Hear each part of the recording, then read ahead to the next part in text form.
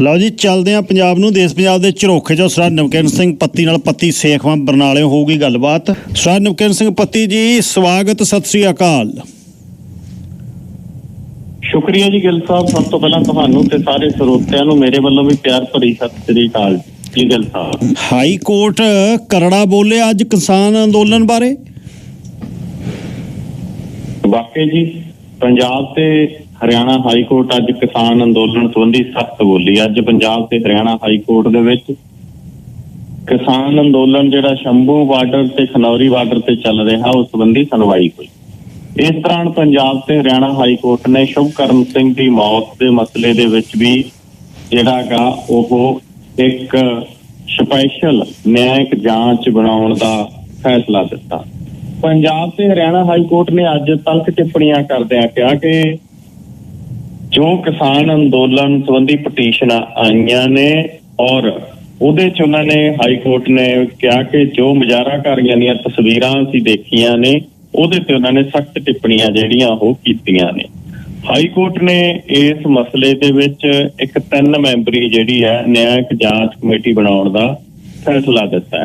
ਇਹ 3 memory committee ਦੇ ਵਿੱਚ ਇੱਕ ਤਾਂ ਰਿਟਾਇਰਡ ਜੱਜ ਹੋਣਗੇ ਜੀ, ਦੂਸਰੇ ADGP ਰੈਂਕ ਦੇ ਅਫਸਰ ਇੱਕ ਪੰਜਾਬ ਵਾਲੇ ਪਾਸੋਂ ਲੈਣੇ ਨੇ, ਇੱਕ ADGP ਰੈਂਕ ਦਾ ਅਫਸਰ ਹਰਿਆਣੇ ਵਾਲੇ ਪਾਸੋਂ ਲੈਣਾ ਹੈ। 3 ਮੈਂਬਰੀ ਇਹ ਕਮੇਟੀ ਹੋਊ। ਸ਼ੁਭਕਰਨ ਸਿੰਘ ਦੀ ਜਿਹੜੀ ਮੌਤ ਹੋਈ ਆ, ਕੱਲ ਆਪਾਂ ਉਹਦੀ ਪੋਸਟਮਾਰਟਮ ਰਿਪੋਰਟ ਦੀ ਗੱਲ ਕੀਤੀ ਸੀ। ਪੋਸਟਮਾਰਟਮ ਰਿਪੋਰਟ ਦੇ ਵਿੱਚ ਸਾਫ਼ ਤੇ ਸਪਸ਼ਟ ਆਇਆਗਾ ਕਿ ਮੈਟਲ ਦੇ ਛੁਰੇ ਜਿਹੜੇ ਉਹਦੇ ਸਿਰ ਦੇ ਵਿੱਚੋਂ ਮਿਲੇ ਨੇ, ਜਾਨੀ ਕਿ ਉਸ ਦੀ ਮੌਤ ਗੋਲੀ ਵੱਜਣ ਕਰਕੇ ਹੋਈ ਆ। ਇਹ ਪੋਸਟਮਾਰਟਮ ਰਿਪੋਰਟ 'ਚ ਕਲੀਅਰ ਹੋ ਗਿਆ। ਜਦੋਂ ਇਹ ਕਲੀਅਰ ਹੋ ਗਿਆ ਕਿ ਉਹਦੀ ਮੌਤ ਪੋਸਟਮਾਰਟਮ ਰਿਪੋਰਟ ਦੇ ਵਿੱਚ ਗੋਲੀ ਲੱਗਣ ਕਰਕੇ ਹੋਈ ਆ, ਤਾਂ ਅੱਜ ਪੰਜਾਬ ਤੇ ਹਰਿਆਣਾ ਹਾਈ ਕੋਰਟ ਨੇ ਕਿਹਾ ਕਿ ਇਹਦੇ ਤੇ ਫਿਰ ਜਾਂਚ ਹੋਣੀ ਚਾਹੀਦੀ ਆ, ਜਾਂਚ ਵੀ ਨਿਆਂਇਕ ਹੋਣੀ ਚਾਹੀਦੀ ਆ। ਇਸੇ ਕਰਕੇ ਇੱਕ ਰਿਟਾਇਰਡ ਜੱਜ ਔਰ ADGP ਰੈਂਕ ਦੇ 2 ਅਫਸਰ, ਇੱਕ ਹਰਿਆਣੇ ਦਾ ਇੱਕ ਪੰਜਾਬ ਦਾ, 3 ਜਿਹੜੇ ਉਹ ਲਾਏ ਗਏ ਨੇ। ਔਰ ਕਮੇਟੀ ਜਿਹੜੀ ਹੋਊਗੀ ਇਹ ਕਮੇਟੀ ਆਪਣਾ ਕੰਮ ਸ਼ੁਰੂ ਕਰੂਗੀ। ਇਹ ਕਮੇਟੀ ਦੇ ਵੱਲੋਂ ਇਹ ਜਾਂਚ ਕੀਤੀ ਜਾਊ ਕਿ ਉਸ ਦਿਨ ਕੀ ਹੋਇਆ ਸੀ। ਸ਼ੁਭਕਰਨ ਸਿੰਘ ਦੇ ਕਤਲ ਦੇ ਮਸਲੇ 'ਚ ਪੰਜਾਬ ਪੁਲਿਸ ਨੇ ਧਾਰਾ 302 ਤਹਿਤ 0 FIR ਦਰਜ ਕੀਤੀ ਸੀ। 0 FIR ਉਦੋਂ ਦਰਜ ਕੀਤੀ ਜਾਂਦੀ ਹੈ ਜਦੋਂ ਵਾਕਾ ਗਾ ਜਿਹੜਾ ਜਾਂ ਘਟਨਾ ਗੀ ਜਿਹੜੀ ਉਹ ਥਾਣੇ ਅੰਡਰ ਨਾ ਹੋਈ ਹੋਵੇ, ਕਿਤੇ ਹੋਰ ਹੋਈ ਹੋਵੇ। 0 FIR ਦਰਜ ਕਰਕੇ ਉਸ ਨੂੰ ਸੰਬੰਧਿਤ ਥਾਣੇ ਨੂੰ ਭੇਜ ਦਿੱਤਾ ਜਾਂਦਾ ਪੁਲਿਸ ਦੇ ਵੱਲੋਂ। ਹੁਣ ਹਾਈ ਕੋਰਟ ਨੇ ਆਪਦੇ ਹੁਕਮ ਦੇ ਵਿੱਚ ਕਿਹਾ ਕਿ ਸ਼ੁਭਕਰਨ ਦੀ ਮੌਤ ਪੰਜਾਬ ਹਰਿਆਣਾ ਵਿੱਚੋਂ ਕਿਸ ਦੇ ਅਧਿਕਾਰ ਖੇਤਰ ਦੇ ਵਿੱਚ ਹੋਈ ਹੈ ਤੇ ਹਰਿਆਣਾ ਪੁਲਿਸ ਵੱਲੋਂ ਮੁਜ਼ਾਹਰਾਕਾਰੀਆਂ ਤੇ ਵਰਤੇ ਗਏ ਬਲ ਦੀ ਲੋੜ ਸੀ ਜਾਂ ਨਹੀਂ, ਇਸ ਬਾਰੇ ਨਿਆਂਇਕ ਕਮੇਟੀ ਬਣਾਈ ਗਈ ਆ। ਇਹ ਕਮੇਟੀ ਫੈਸਲਾ ਲੈ ਕੇ 1 ਮਹੀਨੇ ਦੇ ਅੰਦਰ ਅੰਦਰ ਆਪਣੀ ਰਿਪੋਰਟ ਦਾਖਲ ਕਰੂਗੀ। ਉਹਨਾਂ ਨੇ ਕਿਹਾ ਕਿ ਹਰਿਆਣਾ ਪੁਲਿਸ ਨੇ ਦਾਅਵਾ ਕੀਤਾ ਕਿ ਉਹਨਾਂ ਨੇ ਰਬੜ ਦੀਆਂ ਗੋਲੀਆਂ ਵਰਤੀਆਂ ਨੇ, ਪਰ ਉਹਨਾਂ ਨੇ ਇਸ ਦਾ ਵਿਰੋਧ ਕੀਤਾ ਤੇ ਕਿਹਾ ਕਿ ਸ਼ੁਭਕਰਨ ਦੇ ਸਰੀਰ 'ਚੋਂ ਨਿਕਲੀਆਂ ਗੋਲੀਆਂ ਰਬੜ ਦੀਆਂ ਨਹੀਂ ਹੈਗੀਆਂ, ਲੋਹੇ ਦੀਆਂ ਨੇ। ਔਰ ਇਸ ਮਸਲੇ ਦੇ ਉੱਤੇ ਹੀ ਹੁਣ ਜਿਹੜੀ ਨਿਆਂਇਕ ਕਮੇਟੀ ਆ ਉਹ ਜਾਂਚ ਕਰੂਗੀ। ਕੇਂਦਰ ਸਰਕਾਰ ਦੀ ਤਰਫੋਂ ਉੱਥੇ ਵਕੀਲ additional solicitor general Satpal Jain ਪਹੁੰਚੇ ਸੀਗੇ। ਉਹਨਾਂ ਨੇ ਆਪਦਾ ਪੱਖ ਜਿਹੜਾ ਰੱਖਿਆ। ਉਹ ਇਹਨਾਂ ਨੇ ਕਿਹਾ ਕਿ ਭਾਰਤ ਸਰਕਾਰ ਵੱਲੋਂ ਅਸੀਂ ਕਿਹਾ ਕਿ ਅਸੀਂ ਕਿਸਾਨ ਆਗੂਆਂ ਦੇ ਨਾਲ ਇੱਕ ਤੋਂ ਬਾਅਦ 5 ਮੀਟਿੰਗਾਂ ਕੀਤੀਆਂ ਤੇ ਗੱਲਬਾਤ ਦੇ ਰਾਹ ਖੁੱਲੇ ਰੱਖੇ ਹੋਏ ਨੇ। ਉਹਨਾਂ ਨੇ ਦੱਸਿਆ ਕਿ ਹਰਿਆਣਾ ਵੱਲੋਂ ਅੰਦੋਲਨ ਦੀਆਂ ਤਸਵੀਰਾਂ ਦਿਖਾਈਆਂ ਗਈਆਂ ਜਿਨ੍ਹਾਂ 'ਚ ਮੁਜ਼ਾਹਰਾਕਾਰੀ ਬੱਚਿਆਂ ਤੇ ਔਰਤਾਂ ਸ਼ਾਮਲ ਨੇ। ਹਾਈ ਕੋਰਟ ਨੇ ਕਹਿੰਦੇ ਸਖਤ ਟਿੱਪਣੀ ਕੀਤੀ ਆ। ਹਾਈ ਕੋਰਟ ਨੇ ਕਿਹਾ ਕਿ ਬੱਚਿਆਂ ਦਾ ਕੰਮ ਅੰਦੋਲਨ 'ਚ ਲਿਜਾਣ ਦਾ ਨਹੀਂ ਹੁੰਦਾ, ਉਹਨਾਂ ਨੂੰ ਸਕੂਲ 'ਚ ਹੋਣਾ ਚਾਹੀਦਾ ਗਾ। ਔਰ ਇਹ ਮਸਲਾ ਗਾ ਜਿਹੜਾ ਅੱਜ ਚਰਚਾ ਦਾ ਵਿਸ਼ਾ ਬਣਿਆ ਰਿਹਾ। ਦਰਅਸਲ ਸੰਯੁਕਤ ਕਿਸਾਨ ਮੋਰਚਾ, ਗੈਰ ਰਾਜਨੀਤਿਕ ਤੇ ਕਿਸਾਨ ਮਜ਼ਦੂਰ ਮੋਰਚਾ ਦੇ ਝੰਡੇ ਹੇਠ ਇਕੱਠੀਆਂ ਹੋਈਆਂ ਕਿਸਾਨ ਜਥੇਬੰਦੀਆਂ ਵੱਲੋਂ 13 ਫਰਵਰੀ ਨੂੰ ਦਿੱਲੀ ਕੂਚ ਕੀਤਾ ਗਿਆ ਸੀਗਾ। ਉਹਨਾਂ ਨੂੰ ਰਸਤੇ ਦੇ ਵਿੱਚ ਹਰਿਆਣਾ ਵੜਦਿਆਂ ਨੂੰ ਹੀ ਸ਼ੰਭੂ ਬਾਰਡਰ ਤੇ ਖਨੌਰੀ ਬਾਰਡਰ ਤੇ ਰੋਕ ਲਿਆ ਗਿਆ ਸੀਗਾ। ਔਰ ਉੱਥੇ 21 ਫਰਵਰੀ ਨੂੰ ਦਿੱਲੀ ਕੂਚ ਦੇ ਦੌਰਾਨ ਇੱਕ 21-22 ਸਾਲਾਂ ਦੇ ਨੌਜਵਾਨ ਸ਼ੁਭਕਰਨ ਸਿੰਘ ਦੀ ਗੋਲੀ ਲੱਗਣ ਦੇ ਨਾਲ ਮੌਤ ਹੋ ਗਈ ਸੀ।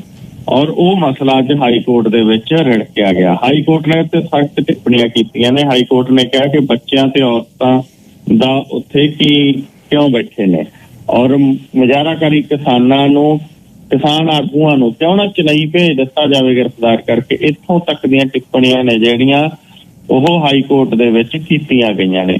ਸੋ ਮਸਲੇ ਦੀ ਗੱਲ ਸਾਫ਼ ਤੇ ਸਪਸ਼ਟ ਹੈ ਕਿ ਹਾਈ ਕੋਰਟ ਸਖਤ ਹੈ दूसरा है कि हाईकोर्ट ने जी SIT बनाई है इस मसले ते न्यायिक जांच कमेटी ਉਹਦੇ ਚ ਰਿਟਾਇਰਡ ਜੱਜ ਤੇ 2 EDGP ਰੈਂਕ ਦੇ ਅਫਸਰ ਜਿਹੜੇ ਉਹ ਹਰਿਆਣਾ ਤੇ ਪੰਜਾਬ ਦੇ ਹੋਣਗੇ। ਉਹਨਾਂ ਦੇ ਨਾਮ ਨੇ ਜਿਹੜੇ ਉਹ ਪੰਜਾਬ ਸਰਕਾਰ ਤੇ ਹਰਿਆਣਾ ਸਰਕਾਰ ਦੇਵੇਗੀ ਜੀ। ਹਰਿਆਣੇ ਦੇ ਪਿੰਡਾਂ ਦਾ ਕੀ ਹਾਲ ਹੈ? ਕਿਸਾਨ ਅੰਦੋਲਨ ਵਿੱਚ ਜਿਹੜੇ ਸ਼ਾਮਲ ਹੋਏ ਨੇ ਪਿੰਡ, ਉਹਨਾਂ ਦਾ ਕਿਵੇਂ ਹਾਲ ਹੈ? ਕਿਤੇ ਉਹਨਾਂ ਤੇ ਤਾਂ ਨਹੀਂ ਸਰਕਾਰੀ ਜ਼ਬਰ ਹੋ ਰਿਹਾ? ਬਹੁਤ ਜ਼ਿਆਦਾ ਜ਼ਬਰ ਹੋ ਰਿਹਾ ਜੀ। ਦੇਖੋ, ਅੰਬਾਲੇ ਜ਼ਿਲ੍ਹੇ ਦੇ ਘੱਟੋ ਘੱਟ 1000 ਤੋਂ ਵੱਧ ਕਿਸਾਨ ਪੰਜਾਬ 'ਚ 13 ਫਰਵਰੀ ਤੋਂ ਲੈ ਕੇ 13 ਫਰਵਰੀ ਨੂੰ ਦਿੱਲੀ ਕੂਚ ਕਰਨਾ ਸੀ, ਉਦੋਂ ਪਹਿਲਾਂ ਹੀ ਆ ਗਏ ਸੀ ਹਫ਼ਤਾ, ਕਿਉਂਕਿ ਹਰਿਆਣੇ 'ਚ ਫੜੋ-ਫੜੀ ਸ਼ੁਰੂ ਹੋ ਗਈ ਸੀ ਫਰਵਰੀ ਸ਼ੁਰੂ ਹੁੰਦੇ ਆਈ। ਔਰ 1000 ਦੇ ਲਗਭਗ ਕਿਸਾਨ ਹਰਿਆਣਾ ਦੇ ਵਿੱਚੋਂ ਪੰਜਾਬ 'ਚ ਆ ਗਿਆ ਸੀ ਤਾਂ ਕਿ ਗ੍ਰਿਫਤਾਰੀ ਤੋਂ ਬਚਿਆ ਜਾ ਸਕੇ ਔਰ ਇੱਧਰੋਂ ਟਰੈਕਟਰ ਟਰਾਲੀਆਂ ਲੈ ਕੇ ਉਸ ਪਾਸੇ ਨੂੰ ਵਧਿਆ ਜਾ ਸਕੇ। 1000 ਤੋਂ ਵੱਧ ਉਹਨਾਂ ਦੀ ਗਿਣਤੀ ਬਣਦੀ ਆ। ਮਹੀਨਾ ਹੋ ਗਿਆ ਉਹਨਾਂ ਨੂੰ ਲਗਭਗ ਘਰੋਂ ਨਿਕਲਿਆ ਨੂੰ। ਉਹਨਾਂ ਦੇ ਘਰਾਂ ਦੇ ਵਿੱਚ ਔਰਤਾਂ ਤੇ ਬੱਚੇ ਨੇ, ਉਹੀ ਡੰਗਰ ਪਸ਼ੂ ਸਾਂਭਦੇ ਨੇ, ਉਹੀ ਪੱਠੇ ਵੱਢ ਕੇ ਖੇਤੋਂ ਲੈ ਕੇ ਆਉਂਦੇ ਨੇ, ਉਹੀ ਕਣਕ ਦੀ ਫਸਲ ਨੂੰ ਸਾਂਭਦੇ ਨੇ। ਔਰ ਪੁਲਿਸ ਹਰ ਰੋਜ਼ ਉਹਨਾਂ ਦੇ ਘਰੇ ਹਰਿਆਣੇ ਦੀ ਗੇੜਾ ਮਾਰਦੀ ਆ, ਤੱਕਿਆ ਆ ਕੇ ਪੁੱਛਦੀ ਆ ਵੀ ਕਿੱਥੇ ਨੇ ਤੁਹਾਡੇ ਨੌਜਵਾਨ। ਉਹ ਕਹਿੰਦੇ ਜੀ ਉਹ ਤਾਂ ਬਾਰਡਰ ਤੇ ਗਏ ਹੋਏ ਨੇ ਪੰਜਾਬ ਵਾਲੇ ਪਾਸੇ। ਤਾਂ ਪੁਲਿਸ ਉਹਨਾਂ ਨੂੰ ਕਹਿੰਦੇ ਤੰਗ ਪਰੇਸ਼ਾਨ ਕਰਕੇ ਫਿਰ ਜਾਂਦੀ ਆ। ਜਿਵੇਂ ਹਰਿਆਣੇ ਦੇ ਵਿੱਚ ਪਿੰਡ ਪੈਂਦਾ ਜਲਵੇੜਾ ਦਾ ਨਵਦੀਪ ਸਿੰਘ ਆਪਦੇ ਪਿਤਾ ਦੇ ਨਾਲ ਅੰਦੋਲਨ 'ਚ ਹਿੱਸਾ ਲੈ ਰਿਹਾ। ਨਵਦੀਪ ਸਿੰਘ ਉਹੀ ਨੌਜਵਾਨ ਹੈ ਜਿਹੜਾ ਵਾਟਰ ਕੈਨਨ ਦੇ ਨਾਂ ਨਾਲ ਮਸ਼ਹੂਰ ਹੋਇਆ ਸੀ। ਪਿਛਲੇ ਕਿਸਾਨ ਅੰਦੋਲਨ ਦੇ ਵਿੱਚ ਵੀ ਉਹ ਮੂਹਰੇ ਸੀ, ਐਤਕੀ ਵੀ ਉਹ ਨੌਜਵਾਨ ਹੈਗਾ ਜਿਹੜਾ ਉਹ ਮੂਹਰੇ ਆ। ਉਹਦੀ ਮਾਂ ਦੱਸਦੀ ਆ ਕਿ ਨਵਦੀਪ ਤੇ ਉਹਦਾ ਪਿਤਾ 5 ਜਨਵਰੀ ਤੋਂ ਘਰੇ ਨਹੀਂ ਆਏ। ਇਹਨਾਂ ਨੂੰ ਤਾਂ 1.5 ਮਹੀਨੇ ਤੋਂ ਉੱਤੇ ਹੋ ਗਿਆ ਔਰ ਘਰ ਨਾ ਹੋਣ ਕਰਕੇ ਖੇਤੀ ਦਾ ਕਾਫੀ ਨੁਕਸਾਨ ਹੋ ਰਿਹਾ। ਉਹ ਕਹਿੰਦੀ ਸਾਡੀ ਖੇਤੀ ਤੇ ਘਰ ਦਾ ਸਾਰਾ ਕੰਮ ਰੁੜ ਗਿਆ, ਸਾਡੇ ਗੁਆਂਢੀ ਆ ਕੇ ਘਰ ਦਾ ਕੰਮ ਕਰਦੇ ਨੇ ਤੇ ਅਸੀਂ ਸਿਰਫ ਆਪਣੇ ਹੱਕ ਪਿੱਛੇ ਲੜ ਰਹੇ ਆ। ਉਹ ਕਹਿੰਦੀ ਪੁਲਿਸ ਆ ਕੇ ਪੁੱਛਦੀ ਆ ਕਿ ਨਵਦੀਪ ਤੇ ਉਹਦਾ ਪਿਤਾ ਕਿੱਥੇ ਆ, ਤੇ ਜਦੋਂ ਅਸੀਂ ਕਹਿੰਦੇ ਆ ਕਿ ਅੰਦੋਲਨ 'ਚ ਗਏ ਹੋਏ ਨੇ ਫਿਰ ਉਹ ਝਿੜਕਾਂ ਦਿੰਦੇ ਨੇ, ਸਾਡੇ ਘਰ ਦੀ ਤਲਾਸ਼ੀ ਲੈਂਦੇ ਨੇ, ਮੁੜ ਜਾਂਦੇ ਨੇ। ਅੰਬਾਲਾ ਜ਼ਿਲ੍ਹੇ ਦੀ ਪਿੰਡ ਗਰਨਾਲਾ ਦਾ ਬਹੁਤ ਕਿਸਾਨ ਨੇ ਜਿਹੜੇ ਉਹ ਇੱਥੇ ਪਹੁੰਚੇ ਹੋਏ ਨੇ। ਇੱਕ 64 ਸਾਲਾਂ ਦੀ ਬੀਬੀ ਗੁਰਮੀਤ ਕੌਰ ਘਰੇ ਆ। ਉਹ ਦੱਸਦੀ ਆ ਕਿ ਆਪੇ ਪੱਠੇ ਵੱਢ ਕੇ ਲਿਆਉਣੀ ਆ, ਆਪੇ ਹੀ ਮੱਝਾਂ ਸਾਂਭਦੇ ਆ। ਸਾਡੇ ਜਿਹੜੇ ਨੇ ਪਰਿਵਾਰਕ ਮੈਂਬਰ ਉਹ ਕਿਸਾਨ ਐਜੀਟੇਸ਼ਨ ਦੇ ਵਿੱਚ ਪੰਜਾਬ ਵਾਲੇ ਪਾਸੇ ਪਹੁੰਚੇ ਹੋਏ ਨੇ। ਇੱਕ ਉੱਥੇ ਧਮੋਲੀ ਪਿੰਡ ਪੈਂਦਾ ਹਰਿਆਣੇ 'ਚ, ਉਹਦੇ ਵੀ ਸਾਰੇ ਪਿੰਡ ਦੇ ਨੌਜਵਾਨ ਇੱਧਰ ਪਹੁੰਚੇ ਹੋਏ ਨੇ। ਉੱਥੇ ਇੱਕ ਨੌਜਵਾਨ ਔਰਤ ਮਨਿੰਦਰ ਕੌਰ ਨੇ ਦੱਸਿਆ ਵੀ ਉਹ 11 ਸਾਲਾ ਪੁੱਤਰ ਨਾਲ 7 ਕਿੱਲਿਆਂ ਦੀ ਖੇਤੀ ਸਾਂਭ ਰਹੀ ਆ 1.5 ਮਹੀਨੇ ਤੋਂ। ਉਹਦਾ ਪਰਿਵਾਰਕ ਮੈਂਬਰ ਵੀ ਨੌਜਵਾਨ ਪੰਜਾਬ ਵਾਲੇ ਪਾਸੇ ਆਏ ਹੋਏ ਨੇ। ਤਾਂ ਉੱਥੇ ਪੁਲਿਸ ਨੋਟਿਸ ਲਾ ਰਹੀ ਹੈ ਜੀ, ਉਹਨਾਂ ਦੇ ਘਰਾਂ ਮੂਹਰੇ ਜਾ ਕੇ ਨੋਟਿਸ ਚਿਪਕਾਏ ਜਾ ਰਹੇ ਨੇ ਤੇ ਉਹਨਾਂ ਦੇ ਕਿਹਾ ਜਾ ਰਿਹਾ ਤੁਹਾਡੇ ਪਾਸਪੋਰਟ ਰੱਦ ਕਰਾਂਗੇ, ਤੁਹਾਡੇ ਘਰ ਦਾ ਕੋਈ ਬਾਹਰ ਨਹੀਂ ਜਾਣ ਦੇਵਾਂਗੇ, ਤੁਹਾਡੇ ਵੀਜ਼ੇ ਰੱਦ ਕਰਾਂਗੇ। ਔਰ ਪੁਲਿਸ ਜਾ ਕੇ ਉੱਥੇ ਉਹਨਾਂ ਨੂੰ ਤੰਗ ਪਰੇਸ਼ਾਨ ਕਰ ਰਹੀ ਹੈ ਤੇ ਦਬਾਅ ਪਾ ਰਹੀ ਹੈ ਕਿ ਤੁਸੀਂ ਅੰਦੋਲਨ 'ਚੋਂ ਵਾਪਸ ਆਓ, ਕਿਉਂਕਿ ਉਹਨਾਂ ਨੂੰ ਲੱਗਦਾ ਕਿ ਪੰਜਾਬ ਵਾਲੇ ਐਜੀਟੇਸ਼ਨ ਕਰਦੇ ਨੇ ਇਕੱਲੇ ਤਾਂ ਉਹ ਅੱਗੇ ਨਹੀਂ ਵੱਧ ਸਕਣਗੇ ਜੇ ਹਰਿਆਣੇ ਦਾ ਸਾਥ ਨਹੀਂ ਮਿਲੂਗਾ। ਤਾਂ ਹਰਿਆਣੇ ਦੇ ਕਿਸਾਨ ਇਸ ਐਜੀਟੇਸ਼ਨ 'ਚ ਹੈਗੇ ਨੇ। ਇਹ ਨਹੀਂ ਹੈ ਕਿ ਖਨੌਰੀ ਤੇ ਤੰਬੂ ਦੇ ਵਿੱਚ ਪੰਜਾਬ ਦੇ ਕਿਸਾਨ ਹੀ ਨੇ। ਹਰਿਆਣੇ ਵਾਲੇ 15 ਦਿਨ ਪਹਿਲਾਂ ਹੀ ਆ ਕੇ ਪੰਜਾਬ 'ਚ ਵੜ ਕੇ ਬਹਿ ਗਏ ਸੀਗੇ ਕਿਉਂਕਿ ਉੱਥੇ ਫੜੋ-ਫੜੀ ਸ਼ੁਰੂ ਹੋਈ ਸੀ ਜੀ। ਰੂਸ ਦੇ ਵਿੱਚ ਪੰਜਾਬੀਆਂ ਦੀ ਫੋਟੋ ਆਈ ਜਾਂਦੀ ਆ, ਖਾਕੀ ਵਰਦੀ ਪਾਈ ਖੜੇ ਨੇ, ਇਹ ਕੌਣ ਨੇ? ਇਹ ਤਾਂ ਜੀ ਜਾਂ ਤਾਂ ਕੋਈ ਵਿਜ਼ਟਰ ਵੀਜ਼ੇ ਤੇ ਗਿਆ ਸੀ ਜਾਂ ਕੋਈ ਸਟੱਡੀ ਵੀਜ਼ੇ ਤੇ ਗਿਆ ਸੀ, ਮੋਸਟਲੀ ਘੁੰਮਣ ਫਿਰਨ ਗਏ ਸੀ ਰੂਸ ਦੇ ਵਿੱਚ, ਜਾਂ ਬਾਇਆ ਰੂਸ ਕੋਈ ਹੋਰ ਯੂਰਪੀਅਨ ਮੁਲਕ ਜਾਂ ਕਿਤੇ ਹੋਰ ਪਾਸੇ ਨੂੰ ਨਿਕਲਣਾ ਚਾਹੁੰਦਾ ਸੀ। ਉਹਨਾਂ ਨੂੰ ਉੱਥੇ ਫੜ ਲਿਆ, ਫੜ ਕੇ ਉਹਨਾਂ ਨੂੰ ਕਿਹਾ ਵੀ ਚਲੋ ਯੂਕਰੇਨ ਵਾਲੇ ਬਾਰਡਰ ਤੇ ਚਲੋ, ਜੰਗ 'ਚ ਰੂਸ ਤੇ ਯੂਕਰੇਨ ਦੀ ਜਿਹੜੀ ਜੰਗ ਚੱਲ ਰਹੀ ਆ। ਪਿਛਲੇ ਦਿਨਾਂ ਦੇ ਵਿੱਚ ਵੀ ਭਾਰਤ ਸਰਕਾਰ ਕੁਛ ਨੌਜਵਾਨਾਂ ਨੂੰ ਰੂਸ ਤੋਂ ਛੁਡਵਾ ਕੇ ਲਿਆਈ ਸੀ। ਤਾਂ ਰੂਸ ਤੇ ਯੂਕਰੇਨ ਦੀ ਜੰਗ ਪਿਛਲੇ 2 ਸਾਲਾਂ ਤੋਂ ਚੱਲ ਰਹੀ ਆ ਲਗਭਗ, ਔਰ ਉਦੋਂ ਤੋਂ ਆਪਣੇ ਸਾਹਮਣੇ ਆ ਕਿ ਰੂਸ ਮਤਲਬ ਉਹ ਲੋਕਾਂ ਨੂੰ ਲਿਜਾ ਕੇ ਜੰਗ ਦੇ ਵਿੱਚ ਝੋਕ ਰਿਹਾ ਜਿਹਨਾਂ ਦਾ ਕੋਈ ਲੈਣਾ ਦੇਣਾ ਨਹੀਂ ਹੈ ਜੰਗ ਨਾਲ। ਸੋ ਰੂਸ ਦੀ ਇਹ ਸਥਿਤੀ ਹੈ ਜਿਹੜੀ ਉਹ ਅੰਤਰਰਾਸ਼ਟਰੀ ਪੱਧਰ ਤੇ ਵੀ ਚਰਚਾ ਦਾ ਵਿਸ਼ਾ ਬਣੀ ਹੋਈ ਆ। ਹੁਣ ਇੱਕ ਵੀਡੀਓ ਆਇਆ ਹੈਗਾ ਜਿਹਦੇ 'ਚ 7 ਮੁੰਡੇ ਨੇ ਵਰਦੀ ਪਾਈ ਖੜੇ ਨੇ ਰੂਸੀ ਫੌਜ ਦੀ, ਔਰ ਉਹ ਕਹਿੰਦੇ ਨੇ ਕਿ ਸਾਨੂੰ ਬਚਾਓ, ਅਸੀਂ ਆਉਣਾ ਚਾਹੁੰਦੇ ਹਾਂ। ਏਜੰਟ ਨੇ ਸਾਨੂੰ ਇੱਥੇ ਫਸਾਤਾ ਔਰ ਇੱਥੋਂ ਸਾਨੂੰ ਚੱਕ ਕੇ ਰੂਸ ਵਾਲਿਆਂ ਨੇ ਧੱਕੇ ਨਾਲ ਜੰਗ 'ਚ ਵਾੜਤਾ। ਉਹਨਾਂ 'ਚੋਂ 5 ਨੌਜਵਾਨ 7 'ਚੋਂ ਪੰਜਾਬ ਦੇ ਨੇ। ਹੁਣ ਪੰਜਾਬ ਦੇ ਵਿੱਚ ਇੱਕ ਚਰਚਾ ਗਿੱਲ ਸਾਹਿਬ ਇਹ ਵੀ ਚੱਲਦੀ ਆ ਵੀ ਵਿਜ਼ਟਰ ਵੀਜ਼ਾ ਤੁਹਾਨੂੰ ਤਾਂ ਮਿਲੂ ਜੇ ਤੁਹਾਡਾ ਜਿਹੜਾ ਪਾਸਪੋਰਟ ਹੈ ਉਹਦੇ ਉੱਤੇ ਘੁੰਮਣ ਫਿਰਨ ਦਾ ਕੁਝ ਮੁਲਕਾਂ ਦਾ 5-4 ਦਾ ਵੀਜ਼ਾ ਲੱਗਿਆ ਹੋਊਗਾ। ਉਹਦੇ 'ਚੋਂ ਅਗਲਾ ਅਰਬ ਦੇਸ਼ਾਂ ਦੇ ਵਿੱਚ ਜਾਂ ਗੁਆਂਢੀ ਨੇੜਲੇ ਦੇਸ਼ਾਂ ਦੇ ਵਿੱਚ ਜਾਂਦੇ ਆ। ਥਾਈਲੈਂਡ ਵੀ ਕੋਈ ਗੇੜਾ ਕੱਢਿਆ ਹੁੰਦਾ, ਰੂਸ ਵੀ ਗੇੜਾ ਕੱਢਿਆ ਹੁੰਦਾ। ਰੂਸ ਦੇ ਨਾਲ ਦੱਸਦੇ ਨੇ ਕਿ ਪਾਸਪੋਰਟ ਦੀ ਜਿਹੜੀ ਹੈਗੀ ਵੈਲਿਊ ਵੱਧਦੀ ਆ ਘੁੰਮਣ ਫਿਰਨ ਵਾਲੀ, ਔਰ ਉਹਦੇ ਨਾਲ ਫਿਰ ਕੈਨੇਡਾ ਅਮਰੀਕਾ ਦਾ ਵਿਜ਼ਟਰ ਵੀਜ਼ਾ ਸੌਖਾ ਮਿਲ ਜਾਂਦਾ। ਇਹ ਨੌਜਵਾਨ ਵੀ ਇਸੇ ਰੂਪ ਦੇ ਵਿੱਚ ਹੀ ਗਏ ਸੀਗੇ। ਇਹਨਾਂ ਨੌਜਵਾਨਾਂ ਦੇ ਵਿੱਚ ਗੁਰਦਾਸਪੁਰ ਦੇ ਪਿੰਡ ਡੇਰੀ ਵਾਲਾ ਦਾ ਨੌਜਵਾਨ ਹੈ ਕਿਰਨ ਗਗਨਦੀਪ ਸਿੰਘ, ਹੁਸ਼ਿਆਰਪੁਰ ਦੇ ਹਰਟਾ ਪਿੰਡ ਦਾ ਗੁਰਪ੍ਰੀਤ ਸਿੰਘ ਹੈ, ਹਰਿਆਣੇ ਦੇ ਕਰਨਾਲ ਦਾ ਹਰਸ਼ ਹੈ, ਤੇ ਬਾਕੀ ਨੌਜਵਾਨ ਵੀ ਜਿਹੜੇ ਉਹ ਪੰਜਾਬ ਦੇ ਦੱਸੀ ਦੇ ਨੇ। ਔਰ ਇਹ ਨੌਜਵਾਨਾਂ ਨੂੰ ਹੁਣ ਉੱਥੇ ਜੰਗ ਦੇ ਵਿੱਚ ਝੋਕਿਆ ਹੋਇਆ ਜੀ। ਸੋ ਮੰਗ ਕੀਤੀ ਜਾ ਰਹੀ ਹੈ ਕਿ ਇਹਨਾਂ ਨੂੰ ਵਾਪਸ ਲਿਆਂਦਾ ਜਾਵੇ। ਗੁਰਦਾਸਪੁਰ ਦੇ ਦੀਨਾ ਨਗਰ ਦੇ ਨੇੜੇ ਪਿੰਡ ਪੈਂਦਾ ਅਖਾਵਾ, ਉੱਥੋਂ ਦੇ ਕੁਲਵੰਤ ਕੌਰ ਮੁਤਾਬਕ ਉਹਦਾ ਪੁੱਤਰ ਰਵਨੀਤ ਸਿੰਘ ਰੂਸ ਦੇ ਵਿੱਚ ਜੇ ਫਸਿਆ ਹੋਇਆ ਹੈਗਾ ਔਰ ਉਹ ਵੀ ਵਾਪਸ ਆਉਣ ਦੀ ਮੰਗ ਕਰ ਰਹੇ ਨੇ। ਇਹ ਮਸਲਾ ਪੰਜਾਬ ਵਿਧਾਨ ਸਭਾ ਦੇ ਵਿੱਚ ਵੀ ਉੱਠਿਆ ਸੀਗਾ ਔਰ ਉੱਥੇ ਵੀ ਮੰਗ ਕੀਤੀ ਗਈ ਸੀ ਭਾਰਤੀ ਵਿਦੇਸ਼ ਮੰਤਰਾਲੇ ਤੋਂ ਕਿ ਇਸ ਵਿਸ਼ੇ 'ਚ ਇੰਟਰਫੀਅਰ ਕੀਤਾ ਜਾਵੇ ਜੀ। ਲੁਧਿਆਣੇ ਪੁਲਿਸ ਮੁਕਾਬਲਾ ਹੋਇਆ ਤੇ ਪੁਲਿਸ ਮੁਕਾਬਲੇ 'ਚ ਲੁਧਿਆਣਾ ਤੇ ਜਲੰਧਰ ਵਾਲਾ ਹਾਈਵੇ ਬੰਦ ਹੋਇਆ ਜੀ।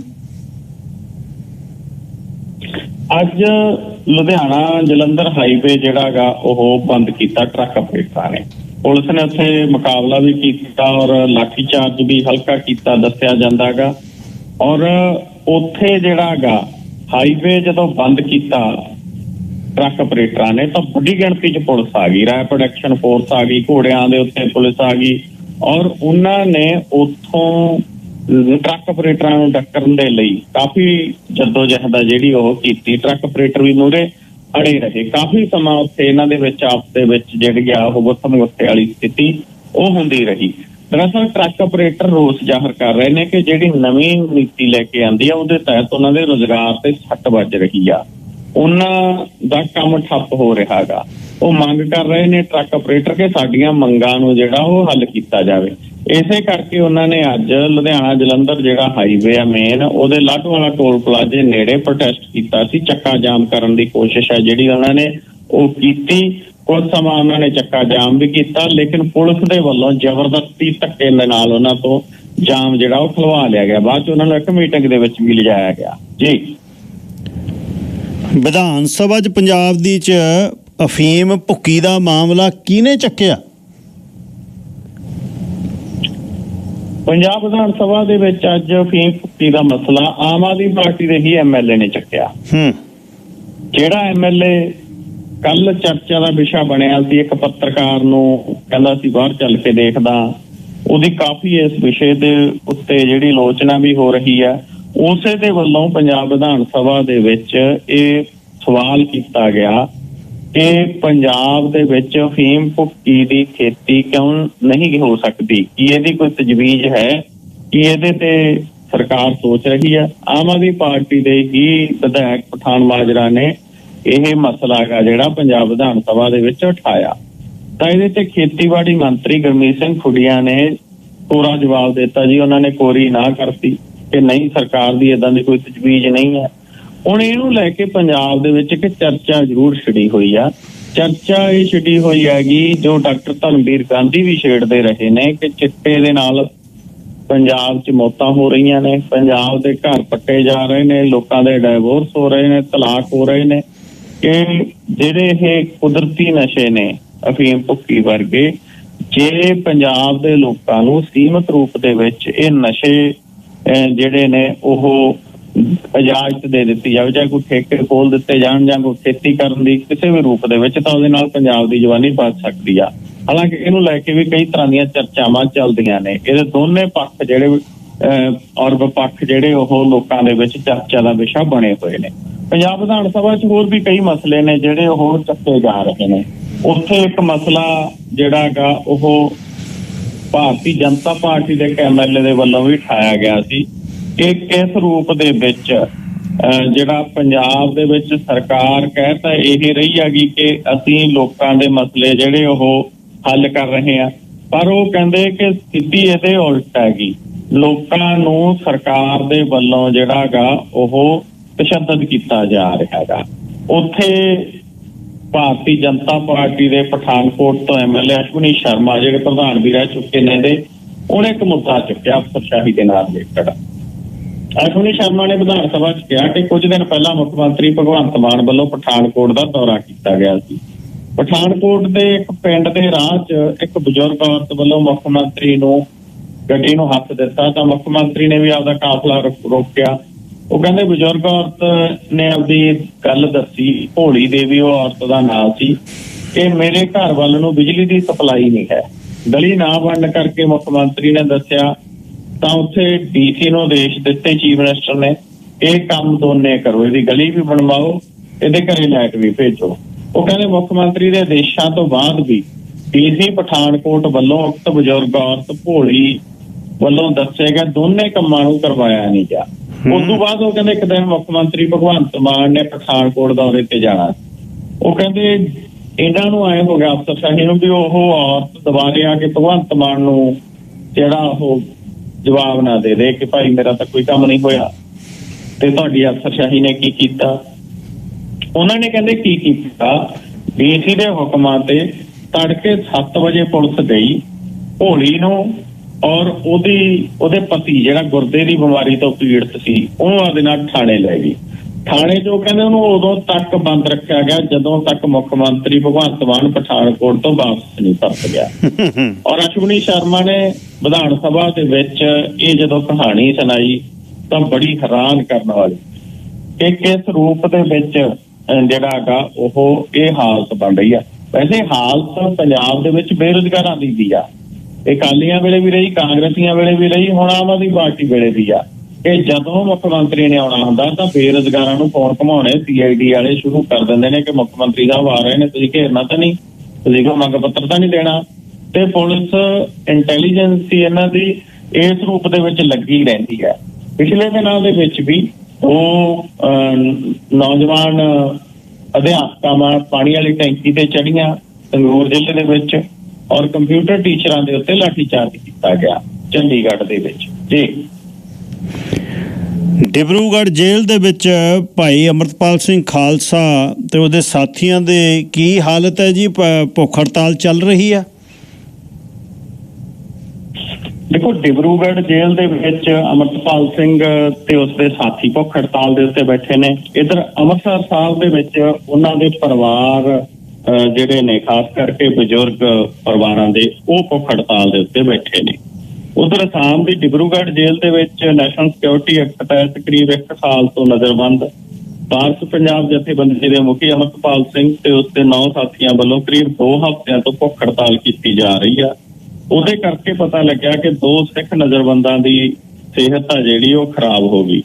ਜੇਲ੍ਹ ਪ੍ਰਸ਼ਾਸਨ ਵੱਲੋਂ ਇਲਾਜ ਲਈ ਉਹਨਾਂ ਨੂੰ ਹਸਪਤਾਲ ਦਾਖਲ ਕਰਵਾਏ ਜਾਣ ਦੀ ਖਬਰ ਹੈਗੀ ਜਿਹੜੀ ਉਹ ਸਾਹਮਣੇ ਆ ਰਹੀ ਆ ਔਰ ਉਹਨਾਂ ਦੇ ਕੇਸਾਂ ਦੀ ਪੈਰਵਾਈ ਕਰ ਰਹੇ ਐਡਵੋਕੇਟ ਮਾਨ ਸਿੰਘ ਖਹਿਰਾ ਨੇ ਦੱਸਿਆ ਕਿ ਪੰਜਾਬ ਦੀ ਜੇਲ੍ਹ ਦੇ ਵਿੱਚ ਉਹਨਾਂ ਨੂੰ ਤਬਦੀਲ ਕਰਨ ਦੀ ਮੰਗ ਜਿਹੜੀ ਹੈਗੀ ਉਹ ਲਗਾਤਾਰ ਕੀਤੀ ਜਾ ਰਹੀ ਹੈ ਔਰ ਜੇਲ੍ਹ ਪ੍ਰਸ਼ਾਸਨ ਵੱਲੋਂ ਉਹਨਾਂ ਦੀਆਂ ਬੈਰਕਾਂ ਤੇ ਬਾਥਰੂਮਾਂ 'ਚ ਖੁਫੀਆ ਕੈਮਰੇ ਉਹ ਕਹਿੰਦੇ ਲਾਏ ਗਏ ਨੇ।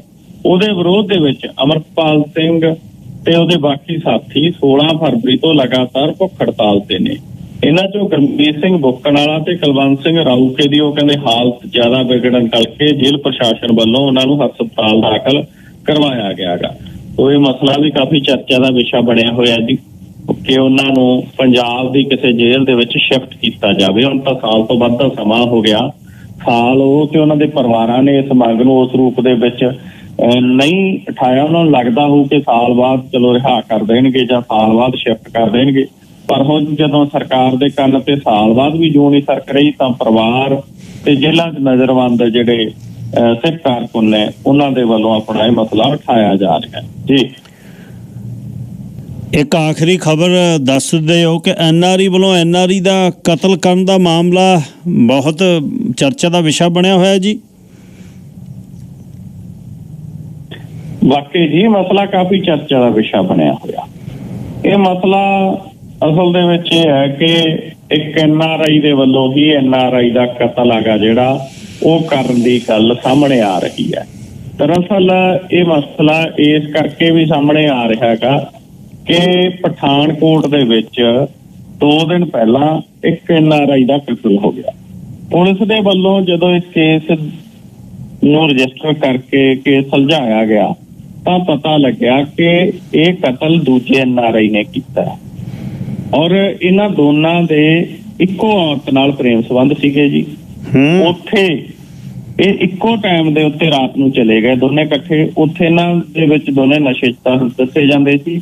ਇਹਨਾਂ ਦਾ ਆਪਸ ਦੇ ਵਿੱਚ ਹੱਥੋਂ ਪਾਈ ਹੋਈ। ਇੱਕ ਕੋਲੇ ਪਿਸਤੌਲ ਸੀ, ਜਿਹਦੇ ਕੋਲੇ ਪਿਸਤੌਲ ਸੀ ਦੂਜੇ ਨੇ ਉਹਦਾ ਪਿਸਤੌਲ ਫੜ ਕੇ ਉਹਦਾ ਹੀ ਕਤਲ ਕਰਤਾ।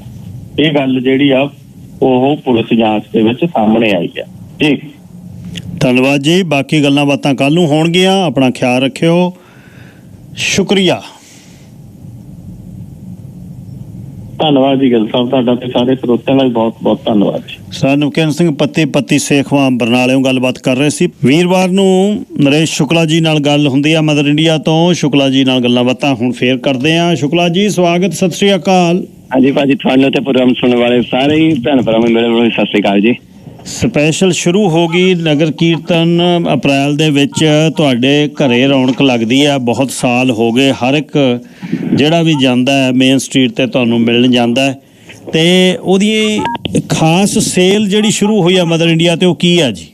ਹਾਂਜੀ, ਪਹਿਲਾਂ ਤਾਂ ਬਿਲਕੁਲ ਤੁਸੀਂ ਠੀਕ ਕਿਹਾ ਕਿ ਹੁਣ ਮੋਰੇ ਆ ਹੋਲੀ ਆ, ਵਿਸਾਖੀ ਆ, ਆਪਣਾ ਨਗਰ ਕੀਰਤਨ ਵੀ ਆਉਣਾ ਹੈਗਾ ਔਰ ਕੱਲ ਨੂੰ ਮਹਾਸ਼ਿਵਰਾਤਰੀ ਹੈਗੀ ਆ ਔਰ ਉਹਨਾਂ ਦੀਆਂ ਵੀ ਸਾਰੇ ਭੈਣ ਭਰਾਵਾਂ ਨੂੰ ਬਹੁਤ ਬਹੁਤ ਸ਼ੁਭਕਾਮਨਾਵਾਂ। ਔਰ ਮਹਾਸ਼ਿਵਰਾਤਰੀ ਉੱਤੇ ਕੋਈ ਵੀ ਤੁਹਾਨੂੰ ਪਾਠ ਪੂਜਾ ਸਮਾਨ ਚਾਹੀਦਾ ਹੈਗਾ ਅੱਜ ਉਹ ਅਵੇਲੇਬਲ ਹੈਗਾ। ਕਾਫੀ ਭੈਣ ਭਰਾ ਆ ਰਹੇ ਹੈਗੇ ਆ, ਲੈ ਕੇ ਵੀ ਜਾ ਰਹੇ ਹੈਗੇ ਆ। ਅਗਰ ਤੁਸੀਂ ਹਜੇ ਵੀ ਮਿਸ ਕੀਤਾ ਹੈਗਾ, ਤੁਸੀਂ ਸਾਡਾ ਸਟੋਰ 6 ਵਜੇ ਤੱਕ ਖੁੱਲ੍ਹਾ ਹੈਗਾ, ਜ਼ਰੂਰ ਆਓ। ਜੋ ਵੀ ਰਿਲੇਟਡ ਮਹਾਸ਼ਿਵਰਾਤਰੀ ਸਮਾਨ ਚਾਹੀਦਾ ਤੁਹਾਨੂੰ ਉਹ ਸਾਰਾ ਮਿਲ ਸਕਦਾ ਹੈਗਾ। ਅੱਛਾ ਜੀ, ਤੇ ਨਵੀਆਂ ਜਿਹੜੀਆਂ ਚੀਜ਼ਾਂ ਆਈਆਂ ਮਦਰ ਇੰਡੀਆ ਤੇ ਉਹਦੀ ਵੀ ਜਾਣਕਾਰੀ ਦੇ ਦਿਓ। ਹਾਂਜੀ, ਪਹਿਲਾਂ ਤਾਂ ਜਿਹੜੀ ਅਤਰ ਦੀ ਆਈਟਮਾਂ ਸੀਗੀਆਂ ਸਾਡੇ ਕੋਲ, ਪਹਿਲਾਂ ਚੰਦਨ, ਰੋਜ਼, ਜੈਸਮਿਨ, ਲੈਵੈਂਡਰਾਂ ਦਾ ਹੁੰਦਾ ਸੀਗਾ। ਹੁਣ ਉਹਦੇ ਨਾਲ ਅਸੀਂ ਹੋਰ ਬੈਟਰ ਕਰ ਦਿੱਤਾ ਹੈਗਾ, ਕੁਆਂਟਿਟੀ ਜ਼ਿਆਦਾ ਕਰਦੀ ਹੈਗੀ ਆ। ਜਿੱਦਾਂ ਰੋਜ਼ ਆਉਂਦਾ ਸੀ, ਹੁਣ ਰੋਜ਼ ਮਸਕ ਆ ਗਿਆ ਹੈਗਾ।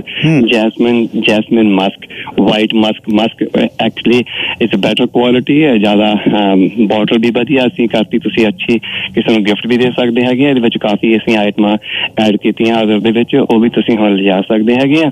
ਬਾਕੀ ਹੋਰ ਆਈਟਮਾਂ ਜਿਹੜੀਆਂ ਅਸੀਂ ਨਵੀਆਂ ਐਡ ਕੀਤੀਆਂ ਹੈਗੀਆਂ ਉਹ ਵੀ ਤੁਹਾਨੂੰ ਆਉਣ ਵਾਲੇ ਅਸੀਂ ਵੀਕ ਦੇ ਵਿੱਚ ਪੂਰੀ ਇਨਫੋਰਮੇਸ਼ਨ ਦੇਵਾਂਗੇ। ਕਾਫੀ ਆਈਟਮਾਂ ਅਸੀਂ ਐਡ ਕੀਤੀਆਂ, ਮੇਰੇ ਖਿਆਲ 2-3 ਵੀਕਾਂ ਵਿੱਚ ਆਉਣੀਆਂ ਸ਼ੁਰੂ ਹੋ ਜਾਣੀਆਂ। ਜਿੱਦਾਂ ਆਉਣੀਆਂ ਸ਼ੁਰੂ ਹੋਣਗੀਆਂ ਉਹਦੀ ਜਾਣਕਾਰੀ ਤੁਹਾਨੂੰ ਅਸੀਂ ਦੇਈ ਜਾਵਾਂਗੇ। ਹੇਅਰ ਡਾਈ ਸ਼ੈਂਪੂ ਤੇ ਵਾਲਾਂ ਦੀ ਸੰਭਾਲ ਜੀ, ਇਹਦੇ ਬਾਰੇ ਦੱਸੋ। ਹਾਂਜੀ, ਹੇਅਰ ਡਾਈ ਸ਼ੈਂਪੂ ਦੀ ਬੋਟਲ ਜਿਹਦੇ ਵਿੱਚ ਤੁਹਾਨੂੰ ਹਮੇਸ਼ਾ ਦੱਸਦੇ ਆ ਕਿ 9 ਡਿਫਰੈਂਟ ਕਲਰਸ ਹੈਗੇ ਆ। ਤੁਸੀਂ ਆਪਣੀ ਮਰਜ਼ੀ ਦਾ ਕਲਰ ਚੂਜ਼ ਕਰ ਸਕਦੇ ਹੈਗੇ ਆ। Dark brown, light, medium, black, natural black, ਪਾਣੀ ਵਾਲੀ ਬੋਟਲ ਜਿਹਦੇ ਵਿੱਚ ਰੰਗ ਪਾਇਆ ਹੈਗਾ। ਚੈਸਟਨਟ ਕਲਰ ਬਹੁਤ ਪਾਪੂਲਰ ਹੈਗਾ, ਭੈਣਾਂ ਲਾਈਕ ਕਰਦੀਆਂ ਹੈਗੀਆਂ। ਗੋਲਡਨ ਬਰਾਊਨ, ਮਹਾਗਨੀ, ਚੈਸਟਨਟ, ਸਾਰੇ ਕਲਰ ਡਿਫਰੈਂਟ ਮਿਲ ਜਾਂਦੇ ਆ। ਜਾਂ ਤੁਸੀਂ ਇਹਨੂੰ ਮਿਕਸ ਕਰਕੇ ਵੀ ਯੂਜ਼ ਕਰ ਸਕਦੇ ਆ। ਚੈਸਟਨਟ ਨੂੰ ਗੋਲਡਨ ਬਰਾਊਨ 'ਚ ਜਾਂ ਡਾਰਕ ਬਰਾਊਨ ਨੂੰ ਗੋਲਡਨ ਬਰਾਊਨ 'ਚ, ਮਹਾਗਨੀ 'ਚ ਤੁਸੀਂ ਦੋਨੋਂ ਬੋਟਲ ਲੈ ਜਾਓ, ਇੱਕ ਚਮਚ ਪਾਓ, ਉਹ ਤੁਸੀਂ ਮਿਕਸ ਕਰੋਗੇ ਤਾਂ ਬਹੁਤ ਹੀ ਅੱਛਾ ਕਲਰ ਆਉਂਦਾ ਹੈਗਾ। ਇਹ ਵੀ ਤੁਸੀਂ ਲੈ ਸਕਦੇ ਆ।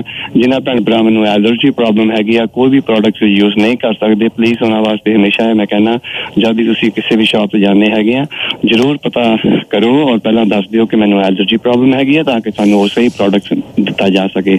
ਮਦਰ ਇੰਡੀਆ ਦਾ ਆਕਸੀ 99 ਪ੍ਰੋਡਕਟਸ ਹੈਗਾ, ਤੁਹਾਡੀ ਬਿਲਕੁਲ ਸੇਫ ਹੈਗਾ, ਤੁਸੀਂ ਉਹਨੂੰ ਯੂਜ਼ ਕਰ ਸਕਦੇ ਹੈਗੇ। ਫੇਸ ਵਾਸ਼, ਸਾਬਣ ਤੇ ਨਾਲ ਜਿਹੜਾ ਤੇਲ, ਤਿੰਨੇ ਚੀਜ਼ਾਂ ਜਿਹੜੀ ਸਕਿਨ ਦੇ ਲਈ। ਹਾਂਜੀ ਬਿਲਕੁਲ, ਸਾਬਣ ਦੇ ਵਿੱਚ ਕਈ ਡਿਫਰੈਂਟ ਟਾਈਪ ਦੇ ਸਾਬਣ ਹੈਗੇ ਆ, ਜਿਹਦੇ ਵਿੱਚ ਨੀਮ ਸੋਪ ਹੈਗਾ, ਨੀਮ ਆਇਲ ਹੈਗਾ, ਨੀਮ ਕਰੀਮ ਹੈਗੀ ਆ, ਚੰਦਨ ਕਰੀਮ ਹੈਗੀ ਆ, ਤੁਲਸੀ ਕਰੀਮ ਹੈਗੀ ਆ, ਮੁਲਤਾਨੀ ਮਿੱਟੀ ਸੋਪ ਹੈਗਾ, ਚਾਰਕੋਲ ਸੋਪ ਹੈਗਾ।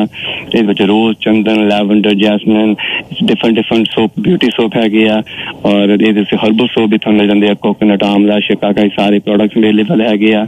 ਵਾਲ ਝੜਦੇ ਆ, ਟੁੱਟਦੇ ਆ, ਸਿਕਰੀ ਪ੍ਰੋਬਲਮ, ਸ਼ਿਕਾਕਾਈ ਸੋਪ ਯੂਜ਼ ਕਰੋ ਜਾਂ ਤੁਸੀਂ ਜਿੰਜਰ ਸ਼ੈਂਪੂ ਯੂਜ਼ ਕਰ ਸਕਦੇ ਹੈਗੇ ਆ। ਉਹਦੇ ਵਿੱਚ ਕੈਰਾਟਿਨ ਸ਼ੈਂਪੂ ਵੀ ਹੈਗਾ ਜਿਹੜਾ ਵਾਲਾਂ ਨੂੰ ਸਟਰੋਂਗ ਤੇ ਸ਼ਾਈਨੀ ਕਰਦਾ ਹੈਗਾ। ਬਾਕੀ ਆਰਗਨ ਆਇਲ ਤੁਸੀਂ ਯੂਜ਼ ਕਰੋ, ਫੇਸ ਵਾਸਤੇ ਵੀ ਅੱਛਾ, ਸਕਿਨ ਵਾਸਤੇ ਵੀ ਅੱਛਾ ਤੇ ਬਾਲਾਂ ਵਾਸਤੇ ਵੀ ਅੱਛਾ, ਤੁਹਾਡੇ ਚਿਹਰੇ ਨੂੰ ਗਲੋ ਕਰਦਾ ਹੈਗਾ। ਬਾਕੀ ਬਟਨਾ ਉਹ ਵੀ ਤੁਸੀਂ ਯੂਜ਼ ਕਰ ਸਕਦੇ ਆ। ਜਿਹਨਾਂ ਭੈਣ ਭਰਾਵਾਂ ਦੇ ਚਿਹਰੇ ਉੱਤੇ ਕਾਫੀ ਬਲੈਕ ਮਾਰਕਸ ਹੈਗੇ ਆ, ਜਾਂ ਤੁਸੀਂ ਉਹ ਬਟਨਾ ਯੂਜ਼ ਕਰੋ ਜਾਂ ਮੁਲਤਾਨੀ ਮਿੱਟੀ ਸੋਪ ਯੂਜ਼ ਕਰੋ, ਤੁਹਾਡਾ ਚਿਹਰਾ ਕਾਫੀ ਗਲੋ ਕਰੇਗਾ ਔਰ ਰਿੰਕਲਸ ਤੋਂ ਵੀ ਫਾਇਦਾ ਹੁੰਦਾ। ਇਹ ਸਾਰੇ ਪ੍ਰੋਡਕਟ ਸਾਨੂੰ ਮਦਰ ਇੰਡੀਆ ਸਟੋਰ ਤੇ ਮਿਲ ਜਾਂਦੇ ਆ। ਸ਼ੁਕਲਾ ਜੀ, ਤੇ ਹੁਣ ਸੁਗੰਧ ਵੱਲ ਨੂੰ ਆ ਜਾਈਏ। ਅਗਰਬੱਤੀਆਂ ਕਿੰਨੇ ਕਿਸਮ ਦੀਆਂ ਨੇ? ਕਈ ਵਾਰ ਤਾਂ ਐਂ ਲੱਗਦਾ ਵੀ ਬੰਦਾ ਕਿਹੜੀ ਲੈ ਕੇ ਜਾਵੇ, ਕਿਹੜੀ ਛੱਡ ਕੇ ਜਾਵੇ। ਅਗਰਬੱਤੀ, ਧੂਫ, 2-3 ਕਿਸਮ ਦੇ ਇਹ ਸੁਗੰਧਿਤ ਚੀਜ਼ਾਂ ਨੇ ਜੀ। ਹਾਂਜੀ ਬਿਲਕੁਲ।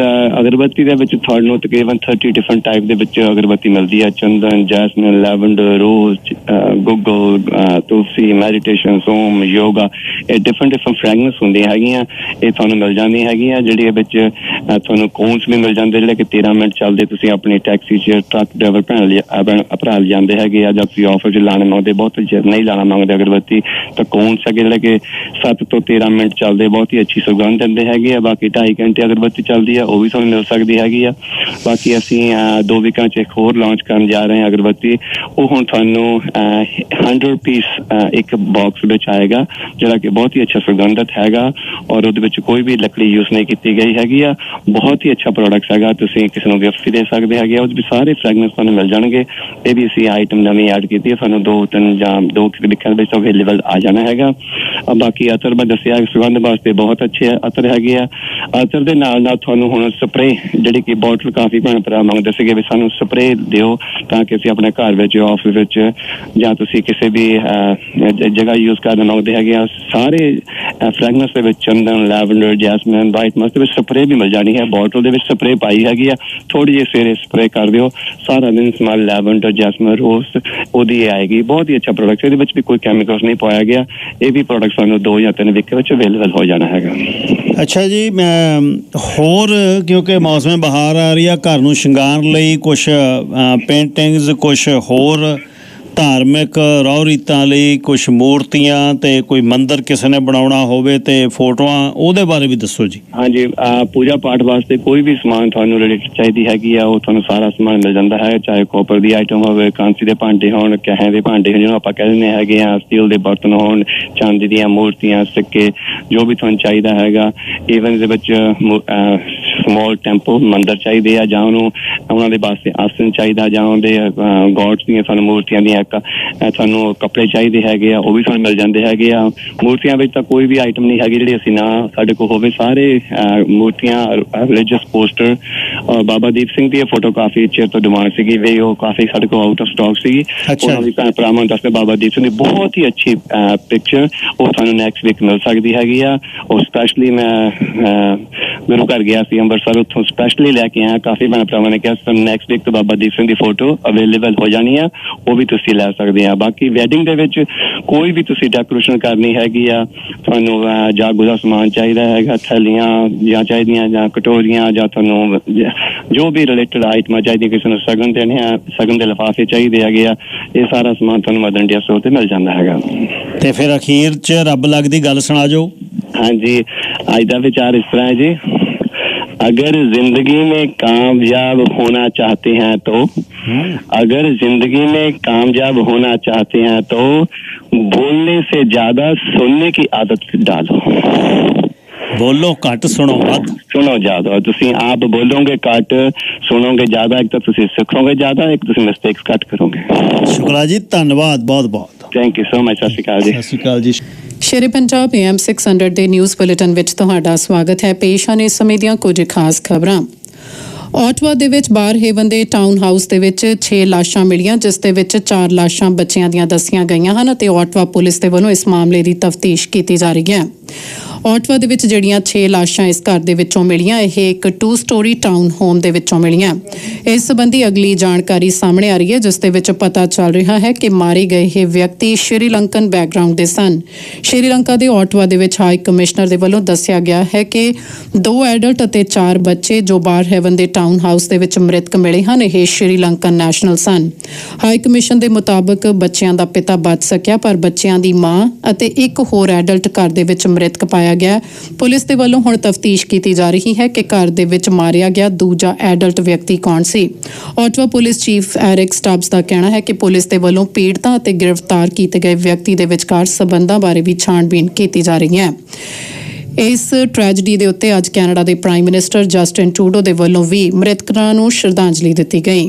We are expecting that the community reaches out to support family and friends, as Canadians always do, and we expect the police of jurisdiction to be doing the work and keeping us all informed of this terrible tragedy.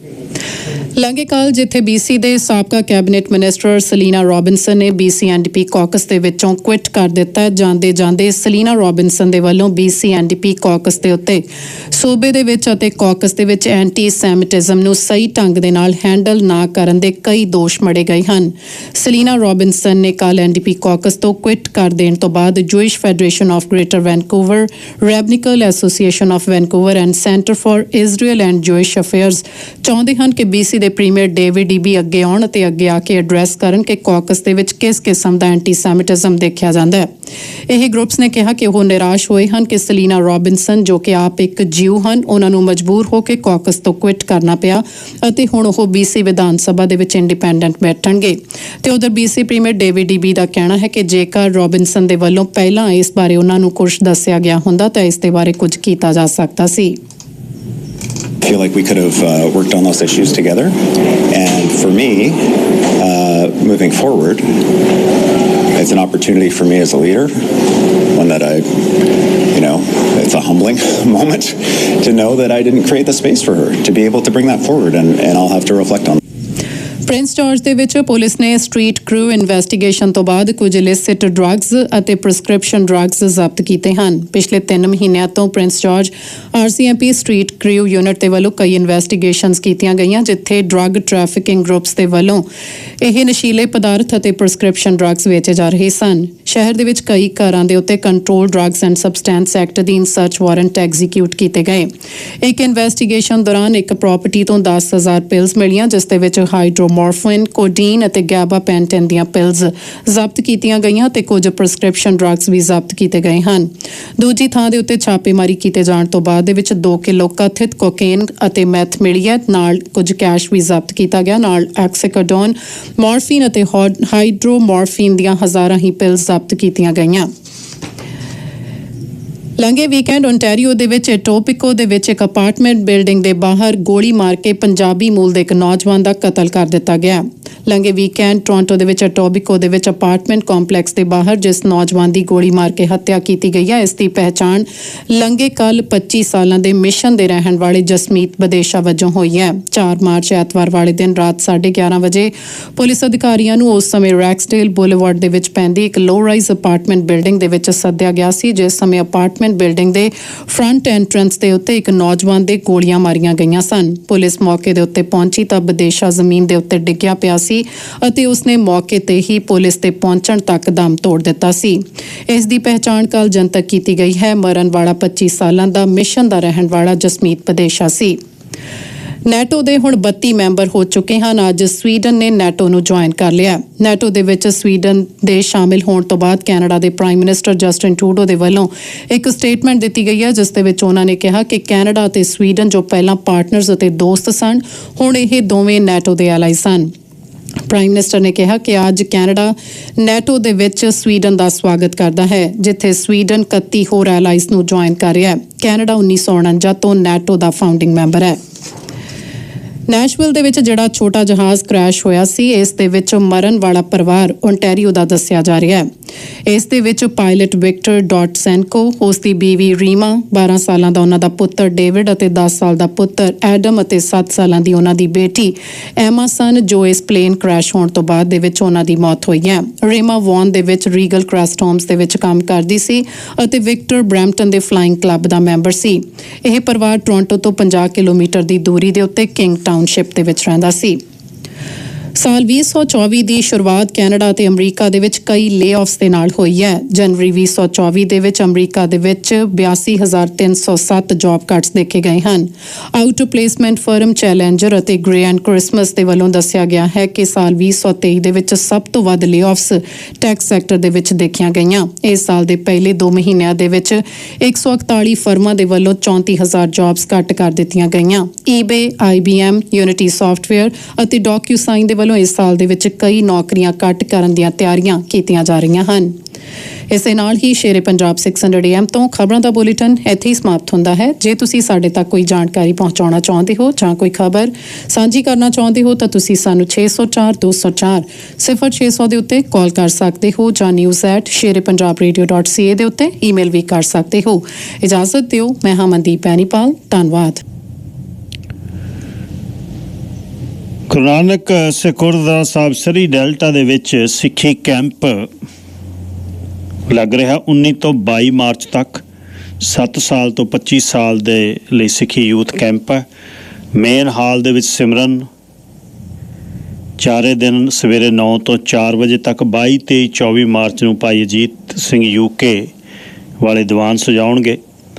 ਜਾਣਕਾਰੀ ਸਾਰੀ mysimran.info ਤੇ ਆ, mysimran.info 604 690 1122 ਤੇ ਜਾਣਕਾਰੀ ਲੈ ਲਿਓ। ਸਿੱਖੀ camp 2024 drugs gang war ਵੱਲੋਂ youth ਨੂੰ ਮੋੜ ਕੇ ਗੁਰੂ ਗ੍ਰੰਥ ਸਾਹਿਬ ਜੀ ਨਾਲ ਜੋੜਨ ਦਾ ਵੱਡਾ ਉਪਰਾਲਾ ਹੈ। ਸਿੱਖੀ ਕੈਂਪ ਹੈ, ਯੂਥ ਕੈਂਪ 7 ਸਾਲ ਤੋਂ 25 ਸਾਲ ਤੱਕ। 604 690 1122 mysimran.info। ਪਿਛਲੇ ਦਿਨੀ ਅਲਬਰਟਾ ਦੀ ਗੱਲ ਯਾਦ ਆ ਗਈ। ਐਡਮਿੰਟਨ ਤੋਂ ਜੈਸਪਰ ਵਾਲੇ ਪਾਸੇ ਨੂੰ ਇੱਕ ਛੋਟਾ ਜਿਹਾ ਕਸਬਾ ਬਾਬਾ ਮਨ ਲੇਕ ਹੈ। ਉੱਥੋਂ ਸਾਡੇ ਲਿਸਨਰ ਗਿੰਨੀ ਬੋਪਰ ਆਏ, ਉਹਨੀ ਮਿਲਣ ਆਏ। 1100-1200 ਕਿਲੋਮੀਟਰ ਦੂਰ ਆ। ਉੱਥੇ ਗੈਸ ਸਟੇਸ਼ਨ ਕਿਵੇਂ ਜਾ ਕੇ ਪੰਜਾਬੀ ਸੈੱਟ ਕਰਦੇ ਆ ਕੰਮ। ਛੋਟਾ ਜਿਹਾ ਟਾਊਨ, ਬੋਟਲ ਡਿਪੂ ਸ਼ੁਰੂ ਕੀਤਾ। ਬੋਟਲ ਡਿਪੂ ਤੋਂ ਗੈਸ ਸਟੇਸ਼ਨ ਬਣਾਤਾ, ਗੈਸ ਸਟੇਸ਼ਨ ਤੋਂ ਲਿਕਰ ਸਟੋਰ ਬਣਾਤਾ, ਲਿਕਰ ਸਟੋਰ ਤੋਂ ਕਾਰਨਰ ਸਟੋਰ ਬਣਾਤਾ। ਜ਼ਿੰਦਗੀ ਸੈੱਟ ਕਰਤੀ। ਸ਼ਹਿਰ ਦਾ ਸ਼ਹਿਰ ਆ, ਕਸਬੇ ਦਾ ਕਸਬਾ। ਪੌਣਾ ਘੰਟਾ ਲੱਗਦਾ ਐਡਮਿੰਟਨ ਨੂੰ। ਜਵਾਕ ਵਧੀਆ ਪੜ੍ਹ ਰਹੇ ਨੇ ਪ੍ਰਾਈਵੇਟ ਸਕੂਲਾਂ ਦੇ ਵਿੱਚ। ਜ਼ਿੰਦਗੀ ਬੰਦਾ ਆਪਣੇ, ਇਹ ਬੜਾ ਮਾਣ ਹੈ ਕਿ ਜਿੱਥੇ ਅਸੀਂ ਪੈਰ ਗੱਡਤਾ। ਛੋਟੇ ਟਾਊਨ ਹੋਰ ਵੀ ਬਹੁਤ ਵਧੀਆ ਨੇ BC ਦੇ ਵਿੱਚ, ਅਲਬਰਟਾ ਦੇ ਵਿੱਚ ਬਹੁਤ ਵਧੀਆ। ਕਿਤੇ ਵੀ ਤੁਸੀਂ ਕੈਮਲੂਸ ਟੱਪ ਕੇ ਮੈਕਬਰਾਈਡ ਦੇ ਏਰੀਏ ਦੇ ਵਿੱਚ ਕਿਤੇ ਵੀ ਤੁਸੀਂ ਛੋਟੇ ਛੋਟੇ ਟਾਊਨ ਨੇ, ਰਹਿ ਲਓ। ਜ਼ਿੰਦਗੀ ਸ਼ੁਰੂ ਕਰਨ ਨੂੰ ਬਹੁਤ, ਤੇ ਗੌਰਮੈਂਟ ਨੂੰ ਵੀ ਚਾਹੀਦਾ, ਸਸਟੇਨੇਬਿਲਿਟੀ ਚਾਹੀਦੀ ਹੈ ਛੋਟਿਆਂ ਕਸਬਿਆਂ 'ਚ। ਗਿੰਨੀ ਬੋਪਰ ਆਏ ਹੋਣੀ ਪਹੁੰਚੇ ਸੀ। ਨਾਲ ਦਾ ਪਿੰਡ ਆ ਸਾਡੇ ਵੱਡੀ ਕਢਾਣੀ, ਉੱਥੋਂ ਨੇ ਛੋਟੇ ਭਾਈ ਨੇ ਮਿਲਣ ਆਏ ਸੀ। ਉਸ ਦਿਨ ਗੱਲ ਦਿਮਾਗ 'ਚ ਵਿਸਰ ਗਈ। ਪਿਛਾ ਪੂਰਾ ਹਫ਼ਤਾ ਲੰਘ ਗਿਆ। ਧੰਨਵਾਦ, ਐਡੀ ਦੂਰ ਬੈਠੇ ਤੁਸੀਂ ਸ਼ੇਰੇ ਪੰਜਾਬ ਨੂੰ ਸੁਣਦੇ ਹੋ, ਮਿਲਣ ਆਉਂਦੇ ਹੋ। ਜਿਉਂਦੇ ਵਸਦੇ ਰਹੋ।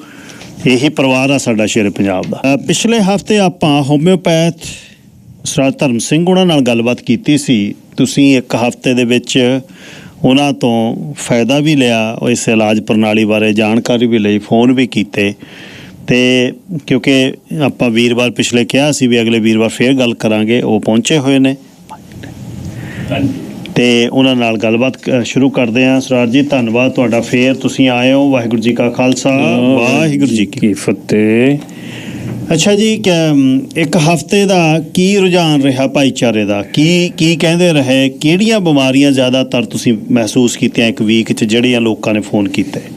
ਦੇਖੋ 99% ਤਾਂ ਮੈਂ ਤੁਹਾਨੂੰ ਇਹ ਕਹਾਂਗਾ ਕਿ ਤੁਹਾਡੇ ਇਸ ਚੈਨਲ ਦੇ ਥਰੂ ਤੁਸੀਂ ਮੈਨੂੰ ਜ਼ਮੀਨ ਤੋਂ ਚੱਕ ਕੇ ਅਸਮਾਨ ਤੱਕ ਪਹੁੰਚਾ ਦਿੱਤਾ ਜੀ।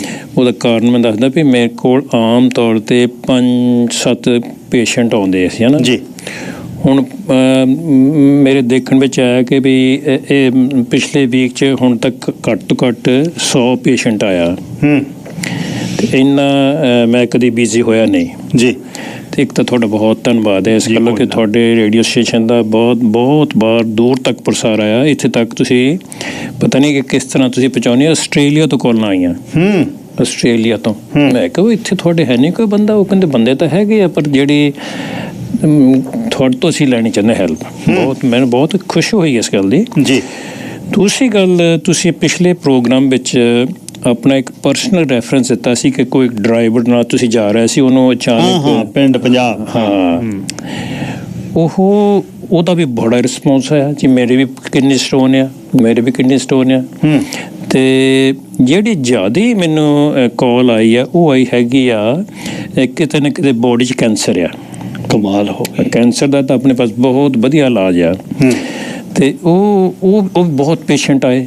ਸੋ ਆਪਾਂ ਮਹਾਰਾਜ ਦੀ ਕਿਰਪਾ ਨਾਲ ਬਹੁਤ ਸੁਚੱਜੇ ਢੰਗ ਨਾਲ ਸਾਰਿਆਂ ਦੀ ਸੇਵਾ ਕੀਤੀ ਆ ਜੀ, ਅਤੇ ਤੁਹਾਡਾ ਬਹੁਤ ਬਹੁਤ ਧੰਨਵਾਦ ਕਰਦਾ ਮੈਂ। ਅੱਛਾ ਸਰ ਜੀ, ਇਹ ਬੜੀ ਵੱਡੀ ਬਿਮਾਰੀ ਹੈ, ਬੰਦਾ ਕੈਂਸਰ ਦਾ ਨਾਂ ਸੁਣ ਕੇ ਕੰਬ ਜਾਂਦਾ ਹੈ। ਜੀ ਬਿਲਕੁਲ। ਹੋਮਿਓਪੈਥ ਦੇ ਵਿੱਚ ਇਹਦੀ ਕਿਉਰ ਕਿਵੇਂ ਹੁੰਦੀ ਹੈ ਜੀ, ਫਿਰ ਕਿਵੇਂ ਕੰਮ ਕਰਦੀ ਹੈ? ਦੇਖੋ, ਕੈਂਸਰ ਦਾ ਇੱਕ ਤਾਂ ਮੈਂ ਤੁਹਾਨੂੰ ਇਹ ਕਹੂੰਗਾ, ਇਹ ਐਵੇਂ ਹਊਆ ਬਣਿਆ ਆ। ਅੱਛਾ ਜੀ। ਕੈਂਸਰ ਸਾਨੂੰ ਸਾਰਿਆਂ ਨੂੰ ਹੁੰਦੀ ਆ, ਲੇਕਿਨ ਅੰਦਰ ਉਹਦੇ ਜਨਮ ਸੁੱਤੇ ਰਹਿੰਦੇ ਆ। ਜਦੋਂ ਅਸੀਂ ਕਿਸੇ ਡਿਪਰੈਸ਼ਨ ਵਿੱਚ ਜਾਂਦੇ ਆ, ਕਾਫੀ ਚਿਰ ਤੱਕ ਅਸੀਂ ਡਿਪਰੈਸ਼ਨ 'ਚ ਰਹਿੰਦੇ ਆ, ਉਹ ਫਿਰ ਬੋਡੀ ਨੂੰ ਇੱਕ ਕੁਦਰਤ ਵੱਲੋਂ ਸੁਨੇਹਾ ਮਿਲਦਾ ਵੀ ਇਹ ਬੋਡੀ ਨੂੰ ਹੁਣ ਖਤਮ ਹੋ ਜਾਣਾ ਚਾਹੀਦਾ। ਉਹ ਫਿਰ ਕੈਂਸਰ ਫਿਰ ਜਾਗ ਪੈਂਦੀ ਆ।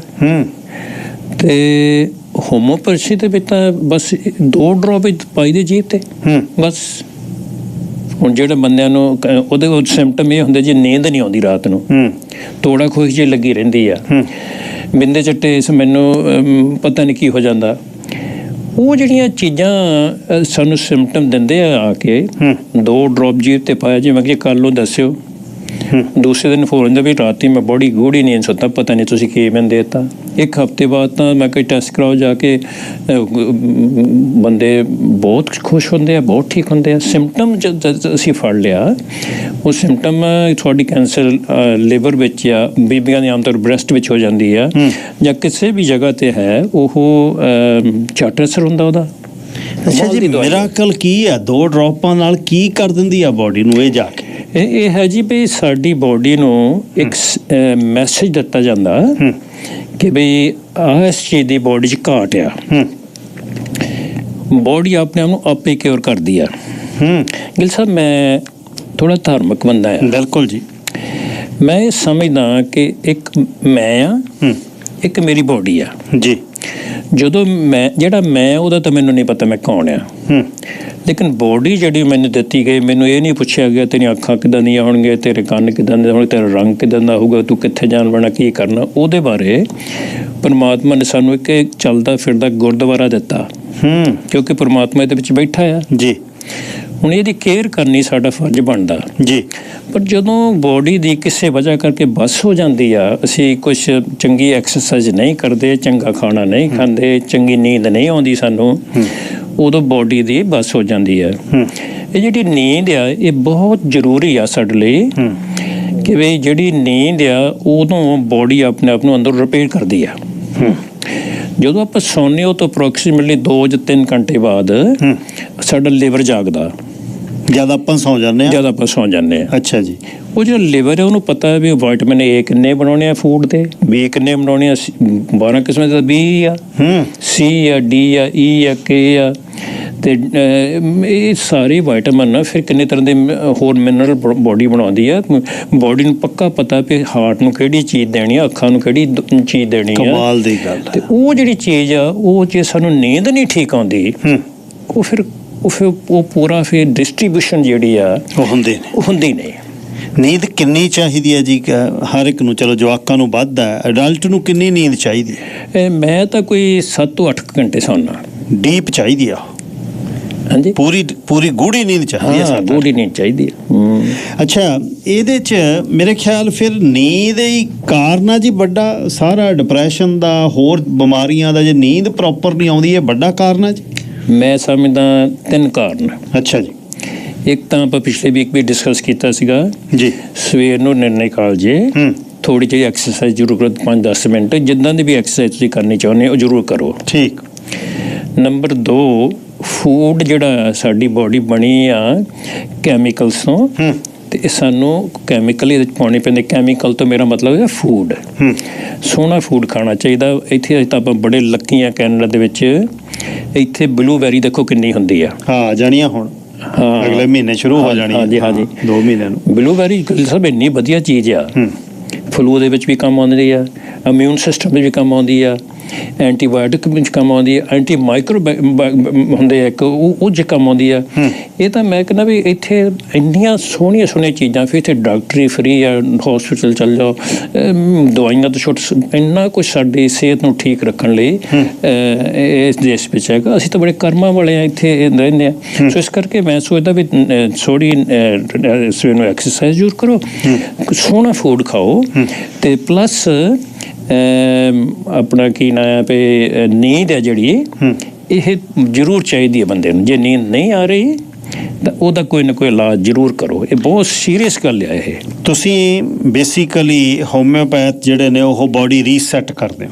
ਬਿਲਕੁਲ ਬਿਲਕੁਲ 100%। ਅੱਛਾ, ਇਹ ਦੱਸਿਓ ਬਈ ਜਿਹੜੀ ਆਤਮਿਕ ਖੁਰਾਕ ਹੈ, ਉਹ ਪਾਠ ਹੋ ਸਕਦਾ, ਉਹਦਾ ਨਾਮ ਮੈਡੀਟੇਸ਼ਨ ਹੋ ਸਕਦਾ, ਉਹ ਭਜਨ ਹੋ ਸਕਦਾ, ਉਹ ਕਿਸੇ ਧਰਮ ਦੀ ਕੋਈ ਵੀ ਚੀਜ਼ ਹੋ ਸਕਦੀ, ਉਹਦੀ ਕਿੰਨੀ ਕੁ ਜ਼ਰੂਰਤ ਹੈ? ਮੈਂ ਸੋਚਦਾ ਵੀ ਉਹਦੀ ਬਹੁਤ ਜ਼ਰੂਰਤ ਆ। ਹੁਣ ਸਾਡਾ ਜਦੋਂ ਮੈਂ ਕੋਰਸ ਕੀਤਾ ਉਹਦੇ ਵਿੱਚ ਉਹਨੇ ਯੋਗਾ ਦਾ ਇੱਕ ਪੂਰਾ ਚੈਪਟਰ ਆ। ਅੱਛਾ ਜੀ। ਯੋਗਾ ਨਾਲ ਅਸੀਂ ਕਿੱਦਾਂ ਕਿੱਦਾਂ ਆਪਣੇ ਆਪ ਨੂੰ ਠੀਕ ਕਰ ਸਕਦੇ ਹਾਂ। ਅਤੇ ਬਾਕੀ ਤਾਂ ਸਾਨੂੰ ਸਾਰਿਆਂ ਨੂੰ ਪਤਾ ਵੀ ਪਾਣੀ ਬੜਾ ਜ਼ਰੂਰੀ ਆ, ਚੰਗੀ ਹਵਾ ਬੜੀ ਜ਼ਰੂਰੀ ਆ, ਚੰਗਾ ਫੂਡ ਬੜਾ ਜ਼ਰੂਰੀ ਆ। ਅਤੇ ਇੱਕ ਚੀਜ਼ ਜ਼ਰੂਰ ਮੈਂ ਆਪਣੇ ਕੋਲ ਪਰਸਨਲ ਪ੍ਰੈਕਟੀਕਲ ਕਰਕੇ ਦਿੱਤਾ ਜੀ। ਜਦੋਂ ਸਾਨੂੰ ਕੋਈ ਬੰਦਾ ਕੋਈ ਦੁਖਦਾਈ ਗੱਲ ਕਹਿ ਦਿੰਦਾ, ਸਾਡਾ ਮਨ ਦੁਖਦਾ, ਉਹ ਨਿਕਲਦੀ ਨਹੀਂ, ਫਿਰ ਉਹ ਨਿਕਲਦੀ ਨਹੀਂ। ਉਹਦੇ ਲਈ ਸਾਡੇ ਕੋਲ ਦਵਾਈ ਵੀ ਹੈਗੀ ਆ। ਮੈਂ ਪਿਛਲੀ ਵਾਰ ਦੱਸਿਆ ਸੀ, ਮੈਂ ਭੁੱਲ ਜਾਂਦਾ ਬੰਦਾ ਫਿਰ। ਹਾਂ, ਅਤੇ ਜੇ ਕਿਤੇ ਮਹਾਰਾਜ ਦੀ ਕਿਰਪਾ ਹੋ ਜਾਵੇ, ਤੁਸੀਂ ਉਹਨਾਂ ਚੀਜ਼ਾਂ ਨੂੰ ਇਗਨੋਰ ਕਰਨਾ ਸਿੱਖ ਲਵੋ ਕਿ ਵੀ ਕਿਸੇ ਨੇ ਕੁਛ ਕਹਿ ਦਿੱਤਾ ਕੋਈ ਗੱਲ ਨਹੀਂ, ਬਹੁਤ ਦਵਾਈਆਂ ਤੋਂ ਬਚਦਾ ਬੰਦਾ। ਪਰ ਉਹ ਛੱਡਣਾ ਬਹੁਤ ਔਖਾ ਸਰਦਾਰ ਜੀ। ਕਹਿਣਾ ਬੰਦੇ ਦੀ ਅੰਦਰ ਈਗੋ ਵੱਢਦੀ ਆ ਬੰਦੇ ਨੂੰ, ਕਹਿੰਦਾ ਕਹਿ ਕਿਵੇਂ ਦਿੱਤਾ ਫਲਾਣੇ ਨੇ। ਸ਼ਾਬਾਸ਼, ਆਹੀ ਗੱਲ ਹੈ। ਇਹ ਕਰਦੀ ਤਾਂ ਹੈ, ਇਹੀ ਗੱਲ ਹੈ। ਹਾਂ, ਬਿਲਕੁਲ ਸਿਆਣੀ ਗੱਲ ਤੁਹਾਡੀ। ਵੀ ਮੈਂ ਹੁਣ ਮੈਨੂੰ ਕਹਿਤਾ, ਮੈਂ ਹੁਣ ਜਿੰਨਾ ਚਿਰ ਇਹਨੂੰ ਸੈੱਟ ਨਹੀਂ ਕਰਨਾ। ਸੋ ਇਸ ਕਰਕੇ ਜੇ ਤਾਂ ਤੁਸੀਂ ਥੋੜ੍ਹੇ ਜਿਹੇ ਪ੍ਰੈਕਟਿਸ ਕਰੋ ਕਿ ਵੀ ਜਿਹੜਾ ਹੰਕਾਰ ਆ ਇਹਨੂੰ ਥੋੜ੍ਹਾ ਜਿਹਾ ਸਬਸਾਈਡ ਕਰ ਘਟਾ ਲਈਏ। ਅਤੇ ਜਿਹੜੀ ਆਪਾਂ ਸ਼ੁਰੂ ਗੱਲ ਕੀਤੀ ਸੀ ਵੀ ਇੱਕ ਮੈਂ ਆ, ਇੱਕ ਮੇਰਾ ਸਰੀਰ ਆ। ਉਹ ਜਿਹੜਾ ਮੇਰਾ ਸਰੀਰ ਆ, ਜੇ ਅਸੀਂ ਇਹਨੂੰ ਚੱਲਦਾ ਫਿਰਦਾ ਗੁਰਦੁਆਰਾ ਸਮਝ ਲਈਏ, ਫਿਰ ਅਸੀਂ ਇਹਦੇ ਵਿੱਚ ਮਾੜੇ ਖਿਆਲ ਨਹੀਂ ਪਾਉਣੇ, ਇਹਦੇ ਵਿੱਚ ਗਰਜ ਨਹੀਂ ਪਾਉਣਾ। ਇਹਦੇ ਵਿੱਚ ਗੁਰਬਾਣੀ ਵੀ ਕਹਿੰਦੀ ਕੋਈ ਐਸੀਆਂ ਚੀਜ਼ਾਂ ਨਹੀਂ ਖਾਣੀਆਂ ਚਾਹੀਦੀਆਂ ਜਿਹਨਾਂ ਖਾਣ ਨਾਲ ਸਾਨੂੰ ਸਰੀਰ ਨੂੰ ਮਤ ਲੜੀ ਹੋਵੇ ਨਾ।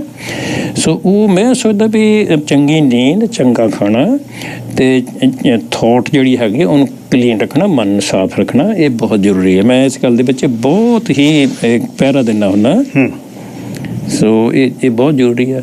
ਅੱਛਾ ਜੀ, ਇੱਕ ਦੱਸਿਓ, ਇੱਥੇ ਦੀ ਤਰਜ਼ ਜ਼ਿੰਦਗੀ ਦੇ ਵਿੱਚ ਸਿਹਤ 'ਚ ਪਏ ਵਿਗਾੜ ਦੇ ਵਿੱਚ ਬੰਦਾ ਐਡਿਕਸ਼ਨ 'ਚ ਚਲੇ ਜਾਂਦਾ, ਕਿਸੇ ਨਸ਼ੇ 'ਚ ਚਲੇ ਜਾਂਦਾ। ਐਡਿਕਸ਼ਨ ਦੇ ਵਿੱਚ ਸ਼ਰਾਬ ਦਾ ਨਸ਼ਾ, ਹੋਰ ਨਸ਼ੇ, ਸਿੰਥੈਟਿਕ ਨਸ਼ੇ, ਕੋਈ ਕਸੀਨੋ 'ਚ ਜਾਣ ਲੱਗ ਜਾਂਦਾ, ਕੋਈ ਪੱਤੇ ਖੇਲਣ ਲੱਗ ਜਾਂਦਾ। ਹੋਮਿਓਪੈਥ ਦੇ ਵਿੱਚ ਐਡਿਕਸ਼ਨ ਬਾਰੇ ਕੀ ਇਲਾਜ ਪ੍ਰਣਾਲੀ ਹੈ? ਹੈਗੀ ਆ। ਫੋਰ ਇੰਸਟੈਂਸ ਕਿਸੇ ਵੀ ਚੀਜ਼ ਦੀ ਐਡਿਕਸ਼ਨ ਆ, ਜਿਹੜੀ ਐਡਿਕਸ਼ਨ ਨੂੰ ਬੰਦ ਕਰਨ ਦੇ ਲਈ ਕਈ ਤਰ੍ਹਾਂ ਦੀਆਂ ਦਵਾਈਆਂ। ਫੋਰ ਇੰਸਟੈਂਸ ਜੇ ਕਿਸੇ ਬੰਦੇ ਨੂੰ ਲੈਟਸ ਸੇ, ਆਪਾਂ ਜਿੱਦਾਂ ਹੁਣ ਪਿੰਡਾਂ ਤੋਂ ਆਏ ਆ, ਆਮ ਤੌਰ 'ਤੇ ਆਪਾਂ ਅਫੀਮ ਦਾ ਹੀ ਲੈ ਲਓ, ਬਹੁਤ ਖਾਂਦੇ ਆ। ਅਫੀਮ ਦੇ ਲਈ ਸਾਡੇ ਪਾਸ, ਆਪਾਂ ਪਿਛਲੀ ਵੀਕ ਵੀ ਗੱਲ ਕੀਤੀ, ਮਦਰ ਟਿੰਚਰਾਂ 3 ਉਸੇ ਮਿਕਸ ਕਰਕੇ ਦਿੰਦੇ ਆ। ਉਹ ਫੀਮ ਲਈ ਉਹ ਤੋਂ ਉਹ ਬੰਦੇ ਨੂੰ, ਪ੍ਰਾਣੀ ਨੂੰ ਜਾਂ ਪੇਸ਼ੈਂਟ ਨੂੰ ਫੀਮ ਤੋਂ ਨਫ਼ਰਤ ਹੋ ਜਾਂਦੀ ਹੈ। ਇਸੇ ਤਰ੍ਹਾਂ ਸ਼ਰਾਬ ਤੋਂ। ਲੇਕਿਨ ਉਹਦੇ 'ਚ ਇੱਕ ਵੱਡੀ ਜਿਹੜੀ ਸਮੱਸਿਆ ਮੈਨੂੰ ਆਈ ਆ, ਬਾਕੀ ਬੜੇ ਹੋਮੋਪੈਥੀ ਦੱਸਦੇ ਆ ਕਿ ਪੇਸ਼ੈਂਟ ਨੂੰ ਪਹਿਲਾਂ ਆਪ ਆ ਕੇ ਕਮਿਟਮੈਂਟ ਕਰਨੀ ਚਾਹੀਦੀ ਆ ਵੀ ਮੈਂ ਇਹ ਤੋਂ ਪਰਾਂ ਹੋਣਾ, ਮੈਂ ਹੋਣਾ ਚਾਹੁੰਦਾ। ਉਹ ਬਹੁਤ ਜ਼ਰੂਰੀ ਆ। ਉਹ ਹੈਗੀ ਤਾਂ ਦੇਖੋ, ਜੇ ਕੋਈ ਰੋਗ ਆ ਤਾਂ ਉਹਦਾ ਇਲਾਜ ਵੀ ਆ।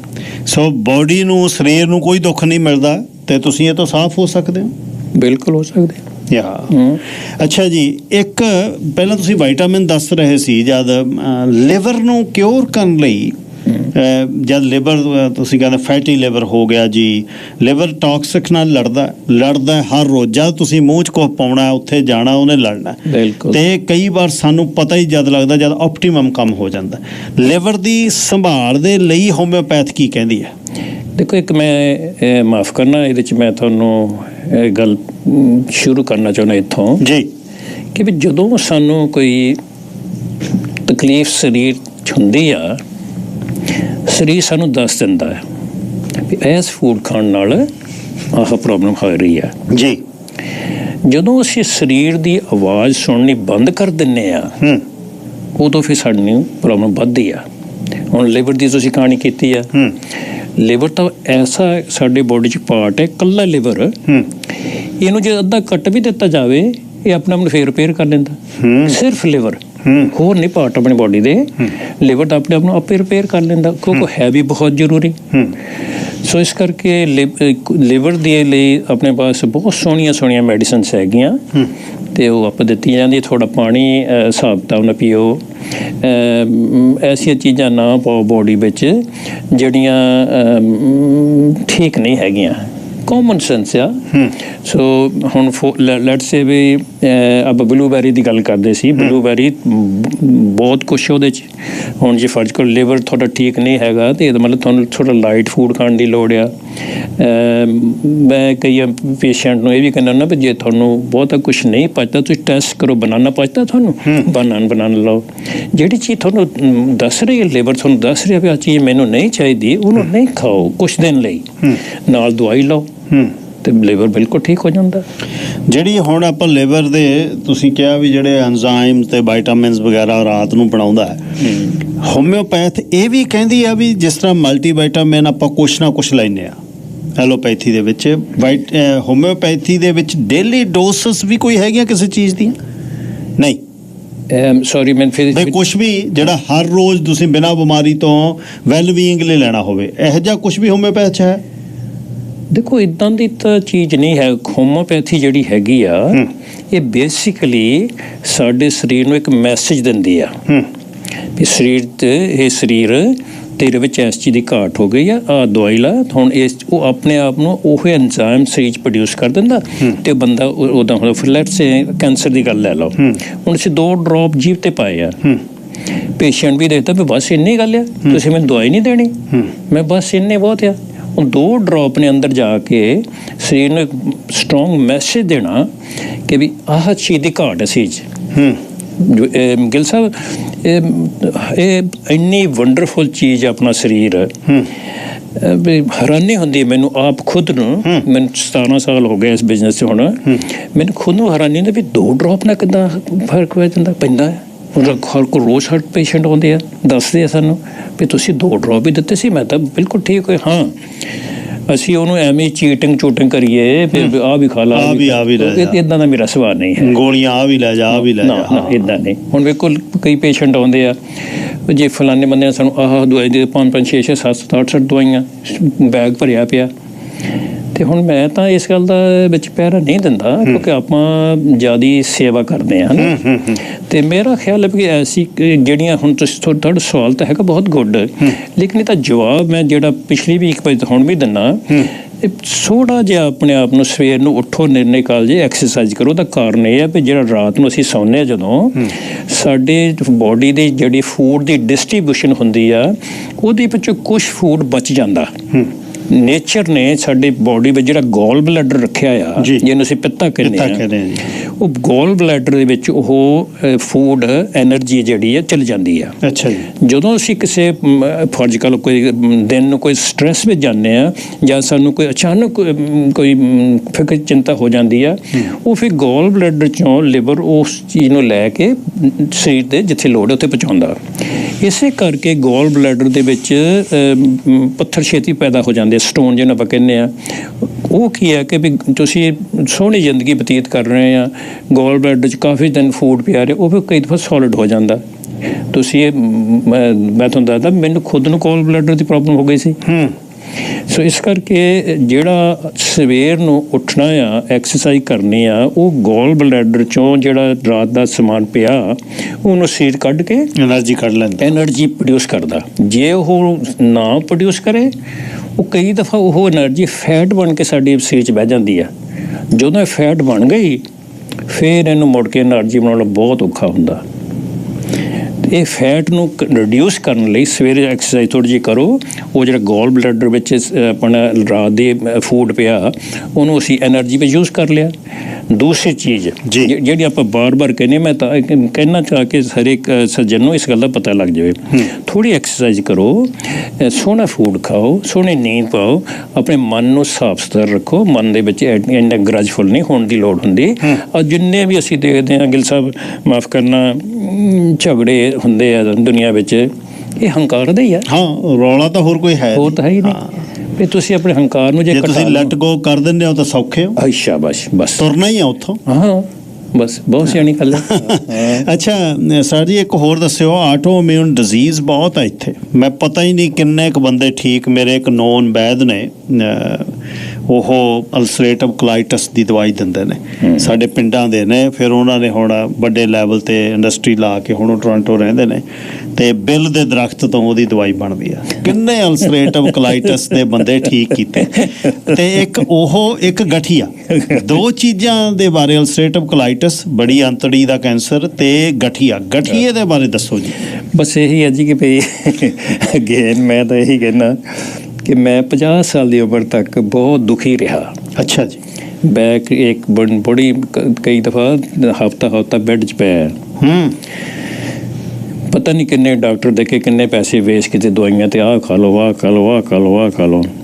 ਜਦੋਂ ਇਸ ਗੱਲ ਦੀ ਮੈਨੂੰ ਸੋਝੀ ਆਈ ਕਿ ਇੱਕ ਜਿਹੜਾ ਸਾਡਾ ਢਿੱਡ ਆ, ਇਹ ਬਹੁਤਾ ਵੱਡਾ ਨਹੀਂ ਚਾਹੀਦਾ, ਕਿਉਂਕਿ ਇਹਦਾ ਜਿਹੜਾ ਭਾਰ ਆ ਬੈਕ 'ਤੇ ਪੈਂਦਾ। ਇੱਕ ਤਾਂ ਮੈਂ ਉਹ ਛੋਟਾ ਕੀਤਾ। ਠੀਕ। ਦੂਸਰਾ, ਬਾਰ-ਬਾਰ ਮੈਂ ਤੁਹਾਨੂੰ ਗੱਲ ਕਹੂੰਗਾ, ਜਿੱਥੋਂ ਮੈਂ ਬਚਾ, ਹੁਣ ਦੇਖੋ ਮੇਰੀ 76 ਸਾਲ ਦੀ ਉਮਰ ਹੈ, ਮਹਾਰਾਜ ਦੀ ਕਿਰਪਾ ਨਾਲ ਮੈਨੂੰ ਕੋਈ ਵੀ ਰੋਗ ਨਹੀਂ। ਕਿਉਂਕਿ ਜਿਹੜੀਆਂ ਚੀਜ਼ਾਂ ਤੇ ਮੈਂ ਪੈਰ ਦੇ ਨਾ, ਉਹ ਮੈਂ ਤੁਹਾਨੂੰ ਦੱਸਦਾ। ਹੁਣ ਫਿਰ ਜੇ ਤੁਸੀਂ ਬਿੱਲ ਦੀ ਗੱਲ ਕੀਤੀ ਆ, ਉਹ ਸਾਡੇ ਹੋਮਿਓਪੈਥੀ ਦਵਾਈ ਹੈਗੀ ਉਹਦੀ, ਲੈ ਲਓ। ਤੇ ਉਹਨਾਂ ਬੜਾ ਸੋਹਣਾ ਬੰਦਾ ਠੀਕ ਹੁੰਦਾ। ਹਾਂ, ਹੈਗੀ ਦਵਾਈ, ਬਹੁਤ ਠੀਕ ਹੈ ਗੱਲ ਤੁਹਾਡੀ। ਸੋ ਅੱਛਾ ਜੀ, ਉਹਦੇ ਬਾਅਦ ਹਾਰਟ ਹੈਲਥ ਲਈ ਹੋਮਿਓਪੈਥੀ ਕੀ ਕਹਿੰਦੀ ਹੈ? ਹਾਰਟ ਹੈਲਥ ਦੇ ਲਈ ਵੀ ਅਸੀਂ ਇਹੀ ਕਹਿੰਦੇ ਹਾਂ ਬਾਰ-ਬਾਰ ਕਿ ਬਈ ਜਿਹੜਾ ਸਾਡੀ ਬੋਡੀ ਦੇ ਵਿੱਚ ਫੈਟ ਜਮ੍ਹਾਂ ਹੋ ਜਾਂਦਾ, ਉਹਨੂੰ ਆਪਾਂ ਕਿੱਦਾਂ ਰਿਡਿਊਸ ਕਰਨਾ। ਗਿੱਲ ਸਾਹਿਬ, ਕਈਆਂ ਚੀਜ਼ਾਂ ਨਾ ਅਸੀਂ ਬਹੁਤ ਹਊਆ ਬਣਾਈਆਂ ਆ। ਜੇ ਨਾ ਅਸੀਂ ਹੁਣ ਆਪਾਂ ਜਿਹੜੇ ਈਸਟ ਇੰਡੀਆ ਦੇ ਬੰਦੇ ਆ, ਆਪਣੇ ਵਿੱਚ ਜ਼ਿਆਦਾ ਹੁਣ ਹਰ ਚੀਜ਼ ਤੜਕਾ ਲਾ ਕੇ ਖਾਂਦੇ ਆਪਾਂ। ਗੁਰਦੁਆਰਿਆਂ ਨੇ ਪ੍ਰਸ਼ਾਦ ਆ, ਉਹ 'ਚ ਵੀ ਘਿਓ ਆ। ਵੈਸੇ ਤਾਂ ਪ੍ਰਸ਼ਾਦ ਛਕਣ ਨਾਲ ਕੋਈ ਬਿਮਾਰ ਨਹੀਂ ਹੋਇਆ ਕਦੀ ਵੀ। ਚੜ੍ਹਦੀ ਕਲਾ ਹੁੰਦੀ ਹੈ। ਪਰ ਉਹ ਜੇ ਬੋਡੀ 'ਚ ਫੈਟ ਜਮ੍ਹਾਂ ਹੋਣਾ ਸ਼ੁਰੂ ਹੋ ਜਾਵੇ ਤੇ ਹੌਲੀ ਇਹ ਫੈਟ ਵੱਧ ਜਾਂਦਾ। ਅਤੇ ਸਭ ਤੋਂ ਜ਼ਿਆਦਾ ਜਿਹੜੀ ਗੱਲ ਡਾਕਟਰਾਂ ਨੇ ਵੀ ਸਾਨੂੰ ਦੱਸੀ, ਜਿਹੜੇ ਹਾਰਟ ਸਪੈਸ਼ਲਿਸਟ ਵੀ ਆ, ਉਹ ਕਹਿੰਦੇ ਜਦੋਂ ਤੁਸੀਂ ਸਟਰੈਸ ਵਿੱਚ ਆਉਂਦੇ ਆ, ਉਦੋਂ ਤੁਹਾਡੀਆਂ ਨਾੜੀਆਂ ਬਲੌਕ ਹੋਣ ਦੇ ਚਾਂਸਿਸ ਜ਼ਿਆਦਾ। ਅੱਛਾ ਜੀ। ਹਾਂਜੀ, ਸਟਰੈਸ ਤਾਂ ਬਹੁਤ ਮਾੜੀ ਚੀਜ਼ ਆ। ਥੋੜ੍ਹਾ ਜਿਹਾ ਤੁਰਿਆ ਕਰੋ, ਥੋੜ੍ਹਾ ਜਿਹਾ। ਦੇਖੋ ਕਿੰਨਾ ਸੋਹਣਾ ਮੌਸਮ ਹੁਣ ਆ ਗਿਆ, ਸਵੇਰ ਨੂੰ ਉੱਠ ਕੇ ਜਾ ਕੇ ਮੈਂ ਕਈ ਦਫਾ ਜਾਂਦਾ ਹੁੰਦਾ, ਮੈਂ ਹੈਰਾਨ ਹੁੰਦਾ, ਉੱਥੇ ਓਲਡਰ ਪੀਪਲ ਭੱਜੇ ਫਿਰਦੇ ਆ। ਅਤੇ ਉਹਨਾਂ ਨੂੰ ਪੁੱਛੀਦਾ, ਉਹ ਦੱਸਦੇ ਆ ਵੀ ਅਸੀਂ ਤਾਂ ਇੱਦਾਂ ਹੋ ਗਿਆ ਸੀ, ਇੱਦਾਂ ਹੋ ਗਿਆ ਸੀਗਾ, ਜਦੋਂ ਤੇ ਅਸੀਂ ਤੁਰਨ ਲੱਗੇ ਹਾਂ ਸਾਨੂੰ ਕਈ ਕੁਛ ਠੀਕ ਹੋ ਗਿਆ। ਹਾਰਟ ਦਾ ਡਾਇਰੈਕਟਲੀ ਜਿਹੜਾ ਰਿਲੇਸ਼ਨਸ਼ਿਪ ਆ, ਇਹ ਵੀ ਐਕਸਰਸਾਈਜ਼ ਨਾਲ ਆ। ਇੱਕ ਚੀਜ਼ ਮੈਂ ਤੁਹਾਨੂੰ ਹੋਰ ਕਹਿ ਦੇਵਾਂ ਇਸ ਸਟੇਜ 'ਤੇ ਕਿ ਵੀ ਸਾਡੀ ਬੋਡੀ ਵਿੱਚ ਇੱਕ ਡਿਫੈਂਸ ਸਿਸਟਮ ਆ ਜੀ, ਅਸੀਂ ਉਹਨੂੰ ਇਮਿਊਨਸ ਕਹਿੰਦੇ ਆ। ਇਮਿਊਨ ਸਿਸਟਮ ਜਿਹੜੀ ਆਟੋਮਿਊਨ ਜਿਹੜੀ ਤੁਸੀਂ ਦੱਸੀ ਨਾ, ਉਹ ਡਿਫੈਂਸ ਸਿਸਟਮ ਦੇ ਵਿੱਚ ਹੀ ਪ੍ਰੋਬਲਮ ਪੈਂਦੀ ਹੈ। ਬਿਲਕੁਲ। ਅਤੇ ਜਿਹੜਾ ਉਹ ਸਾਡਾ ਡਿਫੈਂਸ ਸਿਸਟਮ ਹੈ, ਉਹਨੂੰ ਸਟਰੋਂਗ ਰੱਖਣ ਲਈ ਬਹੁਤ ਕੁਛ ਅਵੇਲੇਬਲ ਆ। ਜੇ ਤੁਸੀਂ ਬਹੁਤਾ ਕੁਝ ਨਹੀਂ ਵੀ ਖਾਣਾ, ਹੁਣ ਫੋਰ ਇੰਸਟੈਂਸ ਜਿਹੜੇ ਬੰਦੇ ਵੈਜੀਟੇਰੀਅਨ ਆ, ਉਹਨਾਂ ਬੰਦਿਆਂ ਨੂੰ ਤਾਂ ਵਿਟਾਮਿਨ B12 ਲੈ ਲੈਣਾ ਚਾਹੀਦਾ। ਠੀਕ। ਮੈਂ ਨਹੀਂ ਲੈਂਦਾ, ਕਿਉਂਕਿ ਮੈਂ ਥੋੜ੍ਹਾ ਜਿਹਾ ਚਿਕਨ ਖਾ ਲੈਂਦਾ, ਫਿਸ਼ ਵੀ ਖਾ ਲੈਂਦਾ। ਠੀਕ ਹੈ। ਅਤੇ ਜਿਹੜੇ ਬੰਦੇ ਨਹੀਂ ਉਹ ਲੈਂਦੇ, ਉਹਨਾਂ ਨੂੰ ਵਿਟਾਮਿਨ B12 ਜ਼ਰੂਰ ਲੈ ਲੈਣਾ ਚਾਹੀਦਾ। ਅਤੇ ਹੋਰ ਦੇਖੋ, ਇਸ ਦੇਸ਼ ਦੇ ਵਿੱਚ ਸਾਡਾ ਬਲੱਡ ਫ੍ਰੀ ਟੈਸਟ ਹੁੰਦਾ। ਤੁਸੀਂ ਜਾ ਕੇ ਡਾਕਟਰ ਨੂੰ ਦੱਸੋ, ਫ੍ਰੀ ਹੁੰਦਾ। 2-3 ਮਹੀਨੇ ਬਾਅਦ ਕਰਾ ਲਓ। ਹਾਂ, ਕਰਾ ਲਓ। ਉਹਦੇ 'ਤੇ ਤੁਹਾਨੂੰ ਬਿਲਕੁਲ ਤੁਹਾਨੂੰ ਐਨ ਐਕੂਰੇਟ ਪਿਕਚਰ ਦੇਣਗੇ ਉਹ ਕੀ ਹੋ ਰਿਹਾ ਅੰਦਰ। ਹਾਂ, ਕੀ ਹੋ ਰਿਹਾ ਉੱਥੇ ਪਹਿਰਾ ਦਿਓ, ਕਿਹੜੀ ਵਿਟਾਮਿਨ ਦੀ ਡੈਫੀਸ਼ੀਐਂਸੀ ਆ ਉੱਥੇ ਪਹਿਰਾ ਦਿਓ। ਇਹ ਤਾਂ ਬਹੁਤ ਸੱਜੇ ਟਾਈਮ 'ਚ ਆਪਾਂ ਜੀ ਰਹੇ ਹਾਂ ਇਸ ਵੇਲੇ, ਬਹੁਤ ਸੋਹਣੇ ਦੇਸ਼ ਵਿੱਚ ਜੀ ਰਹੇ ਹਾਂ। ਸਿਰ ਜੀ ਜਿਹੜਾ ਦੁਖਦਾ, ਸਿਰ ਦੁਖਦੇ ਨੇ ਲੋਕ, ਤੰਗ ਕਰਤੇ, ਗੋਲੀਆਂ ਟਾਈਲਰ 3 ਚੱਲਦੀਆਂ ਨੇ, ਕਈਆਂ ਦਾ ਅੱਧਾ ਸਿਰ ਦੁਖਦਾ, ਪੂਰਾ ਸਿਰ ਦੁਖਦਾ, ਮਾਈਗ੍ਰੇਨ ਨਾਲ ਉਲਟੀਆਂ ਲੱਗਦੀਆਂ ਨੇ, 2-2 ਦਿਨ ਬੰਦਾ ਉੱਠਦਾ ਨਹੀਂ। ਉਹਦਾ ਕਾਰਨ ਤੇ ਹੋਮਿਓਪੈਥੀ 'ਚ ਇਲਾਜ। ਜੇ ਮੈਂ ਤੋਂ ਇਸ ਚੀਜ਼ ਤੇ ਖਿਮਾ ਮੰਗ ਲਵਾਂ ਜੀ, ਇਹਦੇ ਬਾਰੇ ਆਪਾਂ ਅਗਲੀ ਵਾਰ ਕਰੀਏ ਇੱਕ ਵਾਰੀ ਪ੍ਰੋਗਰਾਮ, ਕਿਉਂਕਿ ਪੂਰਾ ਕਰੀਏ। ਹਾਂ, ਕਿਉਂਕਿ ਇਹ ਜਿਹੜਾ ਸਿਰ ਆ ਨਾ ਜੀ, ਦਿਮਾਗ ਇਹਦੇ ਵਿੱਚ ਇਹ ਬਹੁਤ ਕ੍ਰਿਟੀਕਲ, ਉਹ ਬੜਾ ਸੈਂਸਿਟਿਵ ਕੰਮ ਆ। ਆਪਾਂ ਜੇ ਤੁਸੀਂ ਆਗਿਆ ਬਿਲਕੁਲ ਕਰਾਂਗੇ, ਅਗਲੇ ਵੀਰਵਾਰ ਕਰ ਲਾਂਗੇ। ਹਾਂ, ਅਗਲੇ ਵੀਕ ਕਰ ਲਈ। ਉਹਦੇ ਬਾਰੇ ਮੈਂ ਤੁਹਾਨੂੰ ਦੱਸਾਂਗਾ ਵੀ ਸਿਰ ਦੁਖਣ ਦੇ ਕਿੰਨੇ ਕਾਰਨ ਆ। ਫੋਨ ਨੰਬਰ ਦੇ ਦਿਓ ਅਖੀਰ 'ਚ, ਤੇ ਇੱਕ ਬੇਨਤੀ ਕਰ ਦਿਓ ਵੀ ਜਿਹੜਾ ਵੇਲੇ ਕੁ ਵੇਲੇ ਫੋਨ ਕਰਦੇ ਨੇ ਉਹਨਾਂ ਨੂੰ ਦੱਸ ਦਿਓ ਇੱਕ ਵਾਰ ਵੀ ਕਿੰਨੇ ਕੁ ਵਜੇ ਕਰਨ, ਕਿਉਂਕਿ ਸਰਟਨ ਬੰਦੇ ਹੀ ਦੇਖ ਸਕਦੇ ਹੋ ਤੁਸੀਂ ਵੀ ਦਿਹਾੜੀ ਦੇ ਵਿੱਚ। ਮੈਨੂੰ ਪਤਾ ਜਿਹੜਾ ਦੁਖੀ ਆ ਉਹਨੂੰ ਤਾਂ ਡੁੱਬਦੇ ਨੂੰ ਤਣਕੇ ਦਾ ਸਹਾਰਾ, ਜਿਹੜਾ ਬੰਦਾ ਨਿਰਾਸ਼ ਹੋਇਆ ਉਹ ਚਾਹੁੰਦਾ ਵੀ ਮੈਂ ਠੀਕ ਹੋਵਾਂ। ਪਤਾ ਹੀ ਨਹੀਂ ਕਿੰਨੇ ਫੋਨ ਮੈਂ ਦਿੱਤੇ ਨੇ, ਕਿੰਨੇ ਫੋਨ ਆਪਾਂ ਸਿੱਧੇ ਬੋਲੇ ਨੇ। ਇਹ ਸੇਵਾ ਦੇ ਰੂਪ ਦੇ ਵਿੱਚ ਕੋਸ਼ਿਸ਼ ਤੁਸੀਂ ਕਰ ਰਹੇ ਹੋ, ਸਭ ਨੂੰ ਵਧੀਆ ਕਰ ਲਈਏ, ਆਪਾਂ ਆਪਣੇ ਸਮਾਜ ਦੇ ਵਿੱਚ ਹਿੱਸਾ ਪਾਈਏ, ਤੁਹਾਡਾ ਮੇਰਾ ਇੱਕ ਬਣਦਾ ਹਿੱਸਾ। ਅਖੀਰ ਦੇ ਵਿੱਚ ਪਿਛਲੇ 1 ਹਫ਼ਤੇ ਦਾ ਤਜਰਬਾ, ਫੋਨ ਸਮਾਂ ਉਹ ਦੱਸ ਦਿਓ ਤੇ ਫੋਨ ਨੰਬਰ ਦੇ ਦਿਓ। ਦੇਖੋ, ਮੈਨੂੰ ਬਹੁਤ ਸਾਰੇ ਸੱਜਣਾ ਨੇ ਕਿਹਾ ਕਿ ਅਸੀਂ ਗਿੱਲ ਸਾਹਿਬ ਤੋਂ ਤੁਹਾਡਾ ਨੰਬਰ ਲਿਆ, ਜਦੋਂ ਪ੍ਰੋਗਰਾਮ 'ਚ ਅਸੀਂ ਨਹੀਂ ਲਿਖ ਸਕੇ, ਜਾਂ ਟਰੱਕ 'ਚ ਜਾਂ ਮਾਡਰਨ ਦੇ ਸੀਗੇ, ਤੁਸੀਂ ਸਾਰਿਆਂ ਨੂੰ ਫੋਨ ਨੰਬਰ ਦਿੰਦੇ ਆ, ਬੜੀ ਚੰਗੀ ਗੱਲ ਆ ਜੀ। ਮੇਰਾ ਨੰਬਰ ਹੈਗਾ ਜੀ 778 713 9713। ਮੈਂ ਦੇਖ ਲਓ ਸਿੱਧਾ ਕਰਤਾ। ਤੇ ਸਮਾਂ ਕਿੰਨੇ ਤੋਂ ਕਿੰਨੇ ਵਜੇ ਤੱਕ ਜੀ ਫੋਨ ਕਰਨ? ਦਿਨੇ ਕਰ ਲਿਆ ਕਰ। ਹਾਂ, ਮੈਂ 6 ਵਜੇ ਫਿਰ ਮਹਾਰਾਜ ਦਾ ਸੁਖਾਸਨ ਵਗੈਰਾ ਕਰਨਾ ਹੁੰਦਾ, ਸੇਵਾ ਕਰਨੀ ਹੁੰਦੀ ਆ। 6 ਵਜੇ ਤੋਂ ਫਿਰ 9 ਵਜੇ ਤੱਕ ਫੈਮਿਲੀ ਟਾਈਮ ਵੀ ਹੁੰਦਾ। ਠੀਕ, 6 ਤੋਂ 9 ਵਜੇ ਤੇ ਨਾ ਕਰਨ, ਬਾਕੀ ਦਿਨ ਤਾਂ ਪਹਿਲਾਂ ਨਹੀਂ, ਆਪਾਂ ਸੇਵਾ ਹੀ ਕਰਨੀ ਆ। ਠੀਕ। ਹਾਂ, 7787139713 778 713 9713 ਸਰਦਾਰ ਧਰਮ ਸਿੰਘ ਜੀ ਉਹਨਾਂ ਦਾ ਨੰਬਰ ਹੈ। ਤੇ ਤੁਸੀਂ ਨੌਬਰ ਨਾ ਹੋ, ਸਿਹਤ ਤੁਹਾਡੀ ਵਧੀਆ ਰਹੇ। ਪਲੀਜ਼ ਜੇ ਕਿਸੇ ਨੂੰ ਤੰਗੀ ਆ ਜ਼ਰੂਰ ਮਿਲੋ, ਉਹਨਾਂ ਦਾ ਮਸ਼ਵਰਾ ਲਓ, ਤਜਰਬਾ ਬਹੁਤ ਹੈ ਤੇ ਹੋ ਸਕਦਾ 2 ਬੂੰਦਾਂ ਨਾਲ ਜ਼ਿੰਦਗੀ ਸਹੀ ਹੋ ਜਾਵੇ। ਅਗਲੇ ਵੀਰਵਾਰ ਮਾਈਗ੍ਰੇਨ ਦੀ ਗੱਲ ਕਰਾਂਗੇ 11:15 ਤੋਂ 12 ਵਜੇ ਤੱਕ, ਤੇ ਸਿਰ ਕਿਵੇਂ ਦੁਖਦਾ। ਧੰਨਵਾਦ ਸਰਦਾਰ ਜੀ, ਬਹੁਤ ਬਹੁਤ ਤੁਸੀਂ ਆਉਣੇ ਹੋ। ਵਾਹਿਗੁਰੂ ਜੀ ਕਾ ਖਾਲਸਾ, ਵਾਹਿਗੁਰੂ ਜੀ ਕੀ ਫਤਿਹ। ਸਰਦਾਰ ਧਰਮ ਸਿੰਘ ਉਹਨਾਂ ਦੀਆਂ ਗੱਲਾਂ ਬਾਤਾਂ ਸੁਣੀਆਂ। ਆਯੁਰਵੇਦ ਦੇ ਬਾਰੇ ਜਾਣਕਾਰੀ ਜਾਂ ਇਹ ਇਲਾਜ ਪ੍ਰਣਾਲੀਆਂ, ਆਯੁਰਵੇਦ ਹੋ ਜਾਵੇ, ਹੋਮਿਓਪੈਥ ਹੋ ਜਾਵੇ, ਵਨ ਆਫ ਦਾ ਬੈਸਟ ਨੇ। ਹਾਂ, ਜਦ ਐਲੋਪੈਥੀ ਦਾ ਸਮਾਂ ਆ ਗਿਆ ਫਿਰ ਪਤਾ, ਜਦ ਕੱਟ ਵੱਢ ਹੋਣੀ ਹੈ ਤਾਂ ਫਿਰ ਕੋਈ ਉਹਦਾ ਅਲਟਰਨੇਟਿਵ ਨਹੀਂ, ਉੱਥੇ ਵੀ ਜਾਣਾ ਪੈਣਾ। ਉਹ ਅਕਸਰ ਆਪਾਂ 23 ਮਾਰਚ ਨੂੰ 15 ਸਾਲ ਹੋ ਜਾਣੇ ਨੇ। ਸਿਹਤ ਦੇ ਬਾਰੇ ਆਪਾਂ ਸਦਾ ਵਧੀਆ ਗੱਲ ਕਰਦੇ, ਕੋਸ਼ਿਸ਼ ਕਰਦਾ ਵੀ ਸਿਹਤ ਤੁਹਾਡੀ ਠੀਕ ਰਹੇ, ਅਦਰਵਾਈਜ਼ ਹੋਰ ਕੁਛ ਨਹੀਂ ਹੈ, ਕੁਛ ਕੱਢਣ ਪਾਉਣ ਨੂੰ ਨਹੀਂ। ਅਲਸਰੇਟਿਵ ਕੋਲਾਈਟਿਸ ਇੱਕ ਐਡੀ ਮਾੜੀ ਨਾਮਰਾਦ ਬਿਮਾਰੀ ਆ, ਬਲੱਡ ਆਉਂਦਾ ਹੈ, ਟੋਇਲਟ ਜਦ ਜਾਂਦੇ ਹੋ, ਪਤਾ ਨਹੀਂ ਕਿੰਨੇ ਕੁ ਜਣੇ ਠੀਕ ਹੋਏ ਨੇ। ਡਾਕਟਰ ਵਰਮਾ ਨੇ ਪੰਜਾਬ ਦੇ ਪਿੰਡਾਂ 'ਚੋਂ, ਖੰਨੇ ਦੇ ਨੇੜੇ ਉਹਨਾਂ ਦਾ ਪਿੰਡ ਹੈ, ਬਜ਼ੁਰਗ ਹਿਕਮਤ ਕਰਦੇ ਸੀ, ਉਹਨਾਂ ਨੇ ਗਾਹਾਂ BAMS ਕਰ ਲਈ, ਦਿੱਲੀ ਚਲੇ ਗਏ ਅਤੇ ਉਹਨੂੰ ਕਮਰਸ਼ੀਅਲ ਲੈਵਲ 'ਤੇ ਲੈ ਆਏ। ਇੱਥੇ ਇਮੀਗ੍ਰੇਸ਼ਨ ਹੋ ਗਈ, ਇੱਥੇ ਵੀ ਹੁਣ ਟੋਰਾਂਟੋ ਦੇ ਵਿੱਚ ਉਹ ਕਰਦੇ ਆ।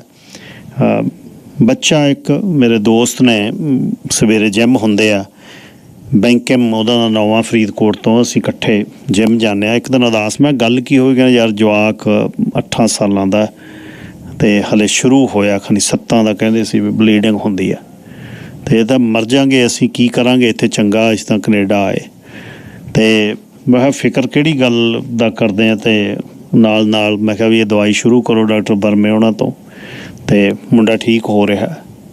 ਅਤੇ ਹੋਰ ਕਈ ਵੱਡੇ ਸੀ, ਕਿੰਨੇ ਰਿਸ਼ਤੇਦਾਰੀ ਸੀ ਆਪਣੇ, ਜਿਨ੍ਹਾਂ ਨੂੰ ਇਹ ਕੋਲਾਈਟਸ ਦੀ ਪ੍ਰੋਬਲਮ ਇੱਥੇ ਹੁੰਦੀ ਹੈ। ਅਸਲ ਸਟਰੈਸ ਤੋਂ ਹੀ ਆ ਸਾਰਾ ਕੁਛ। ਇਹ ਆਟੋਇਮਿਊਨ ਡਿਜ਼ੀਜ਼ ਆ ਜਿਹੜੀ, ਉਹ ਬੜੀਆਂ ਖਤਰਨਾਕ ਨੇ। ਵੱਡੀ ਸਾਰੀ ਕਹਾਣੀ ਜਿਹੜੀ ਇਹ ਆ, ਉਹ ਸਭ ਤੁਹਾਡੇ ਤਣਾਅ ਤੋਂ ਸ਼ੁਰੂ ਹੁੰਦੀ ਹੈ। ਤਣਾਅ ਸ਼ੁਰੂ ਹੋਇਆ ਨਹੀਂ ਅਤੇ ਉੱਥੋਂ ਗੱਲਾਂ। ਕੋਸ਼ਿਸ਼ ਕਰਿਆ ਕਰੋ ਠੰਡੇ ਪਾਣੀ ਨਾਲ ਨਹਾਉਣ ਦਾ, ਸਵੇਰ ਦਾ ਜਿਹੜਾ ਸ਼ਾਵਰ ਹੈ ਹੌਲੀ ਹੌਲੀ ਸ਼ੁਰੂ ਕਰੋ, ਗਰਮ ਤੋਂ ਗਰਮ ਤੋਂ ਠੰਡਾ ਠੰਡਾ ਠੰਡਾ ਠੰਡਾ ਤੇ ਫਿਰ ਯੱਖ ਠੰਡਾ। ਬਸ ਪਹਿਲੇ ਦਿਨ ਥੋੜ੍ਹਾ ਥੋੜ੍ਹਾ ਘਟਾਉਂਦੇ ਜਾਓ, ਜਿਹੜਾ ਨਾਲੀ ਆ ਆਪਣੀ ਗਰਮ ਪਾਣੀ ਵਾਲੀ ਟੂਟੀ ਆ, ਠੰਡੇ ਪਾਣੀ ਨਾਲ ਨਹਾਤਾ ਜਾਵੇ। ਜਿਹੜੀਆਂ ਮੈਂ ਗੱਲਾਂ ਕਹਿਣਾ ਤਜਰਬੇ ਲਈ ਉਹ ਕਹਿਣਾ, ਮੇਰੇ ਕਿਸੇ ਦੇ ਕੱਲ੍ਹ ਨੂੰ ਕਿਤੇ ਕਿਸੇ ਨੂੰ ਜ਼ੁਕਾਮ ਹੋ ਗਿਆ ਤੇ ਫੋਨ ਕਰਕੇ ਕਹੋ ਯਾਰ ਚੰਗਾ ਠੰਡੇ ਪਾਣੀ ਨਾਲ ਨਲਾ ਲੈ। ਕਈਆਂ ਦੇ ਸਰੀਰ ਨੇ ਜਿਹੜੇ ਨਹੀਂ ਚੱਲਦੇ, ਕਈਆਂ ਨੂੰ ਜੋੜਾਂ ਦੇ ਦਰਦ ਨੇ, ਉਹ ਗਰਮ ਪਾਣੀ ਦੇ ਨਾਲ ਸਰੀਰ ਖੁੱਲ੍ਹਦਾ। ਸੋ ਆਪਣੀ ਆਪਣੀ ਇਕੱਲੀ ਚੀਜ਼ ਹੈ, ਪਰ ਇਹਨੂੰ ਠੀਕ ਰੱਖੋ, ਸਿਹਤ ਨੂੰ ਠੀਕ ਰੱਖੋ, ਇੱਦੋਂ ਉੱਪਰ ਕੁਛ ਨਹੀਂ ਹੈ। ਅਤੇ ਅਸੀਂ YMCA ਦੇ ਵਿੱਚ ਜਿੰਨੇ 10-12 ਦੋਸਤ ਹਾਂ, ਸਾਰਿਆਂ ਨੇ ਕਿਹਾ ਵੀ ਠੰਡੇ ਪਾਣੀ ਨਾਲ ਨਹਾਉਣਾ। ਅਤੇ ਬਿੱਟੂ ਬੋਪਾ ਰਾਏ ਜਦ ਕਈ ਵਾਰ ਮੈਂ ਕਿਹਾ ਜਦ ਸਾਹ ਚੱਕ ਕੇ ਵਾਹਿਗੁਰੂ ਕਹਿੰਦਾ ਨਹੀਂ ਜਦ ਤੱਕ ਠੰਡਾ ਪਾਣੀ ਨਹੀਂ ਪਾਇਆ, ਜਦ ਐਂ ਕਹਿਤਾ ਫਿਰ ਹੁਣ ਠੰਡਾ ਪਾਣੀ ਪਿਆ। ਸੋ ਇਸ ਤਰ੍ਹਾਂ ਵਧੀਆ ਜ਼ਿੰਦਗੀ ਨੂੰ ਆਪਾਂ ਇਹਨੂੰ ਜਿਉਣ ਦੀ ਕੋਸ਼ਿਸ਼ ਕਰੀਏ।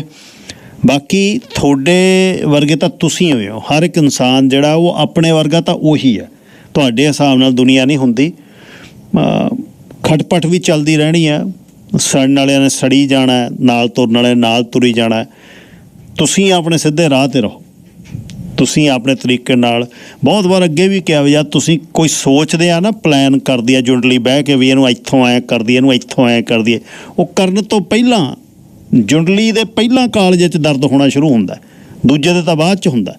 ਸੋ ਜਦ ਤੁਸੀਂ ਦੋਸਤ ਇਕੱਠੇ ਗਰੁੱਪ ਬਹਿ ਕੇ ਕਿਸੇ ਬਾਰੇ ਸੋਚਦੇ ਆ ਵੀ ਉਹਨੂੰ ਕਿੱਥੇ ਲਮਕਾਈਏ ਖੂਹ 'ਚ, ਉਦੋਂ ਪਹਿਲਾਂ ਤੁਸੀਂ ਖੂਹ 'ਚ ਡਿੱਗੇ ਹੁੰਦੇ ਹੋ। ਇਹ ਕੁਦਰਤ ਹੈ। ਸੋ ਕਰਨਾ ਆਪਣੇ, ਹਰ ਇੱਕ ਦਾ ਆਪਣਾ ਕੰਮ ਹੈ, ਉਹਨੂੰ ਜਿਹਦਾ ਕਾਮ ਹੈ ਉਹਨੂੰ ਹੀ ਸਾਜਦਾ, ਉਹੀ ਉਹ ਕਰੇ।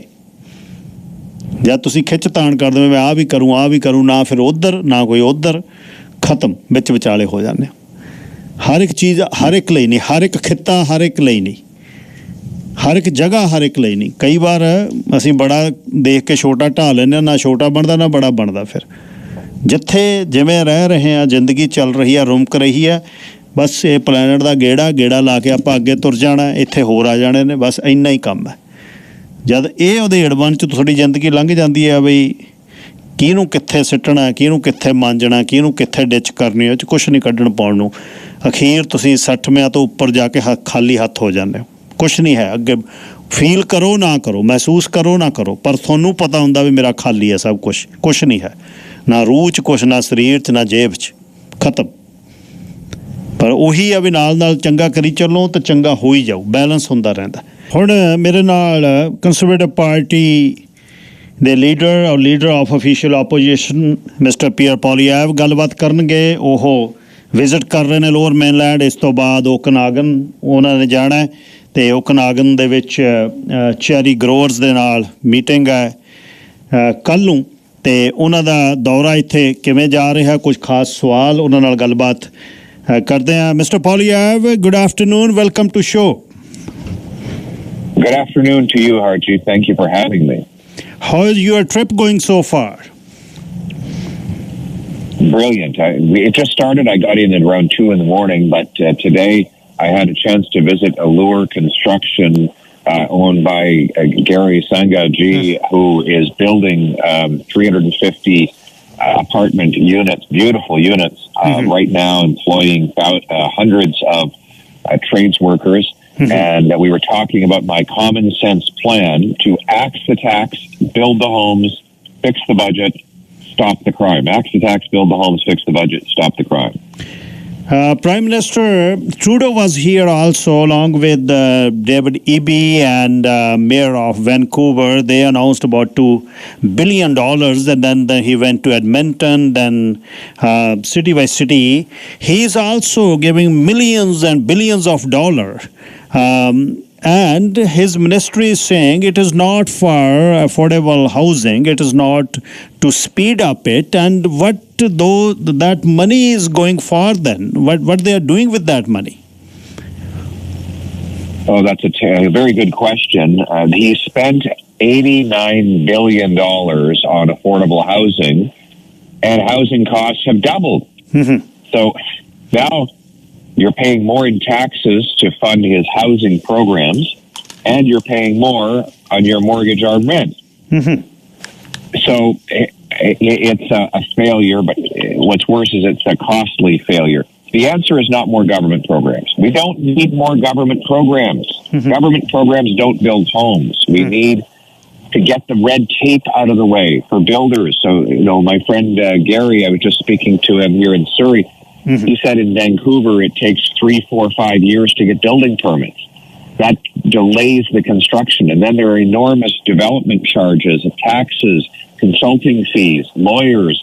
All of that adds up to $1.3 million in governmental costs for every newly built home. We have to remove those costs. My common sense plan would require cities like Vancouver permit 15% more home building per year, or they're going to lose their federal money. Those that beat the target will get a building bonus. Those that fail will get a fine. We're going to force them to build high-density apartments around every future federally funded transit station. I'm going to sell 6,000 federal buildings, thousands of acres of federal land to build. Carbon tax, if I look on my gas bill, about $400, there's $90 or $95 carbon tax. On April 1st, we have a regular gasoline today, $1.85 per liter. But on April 1st, it's going to be $2. That's 15 cents to 17 cents hike. How you can stop it? And if you are stopping it, your slogan, X the tax, and the money coming from carbon tax, how you will generate it if you want to stop it?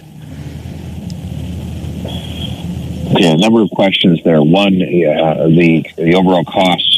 Justin Trudeau and the NDP have conspired to raise the carbon tax another 23% on April 1st, April Fool's Day, and the joke is on anyone who wants to eat, heat, or house themselves.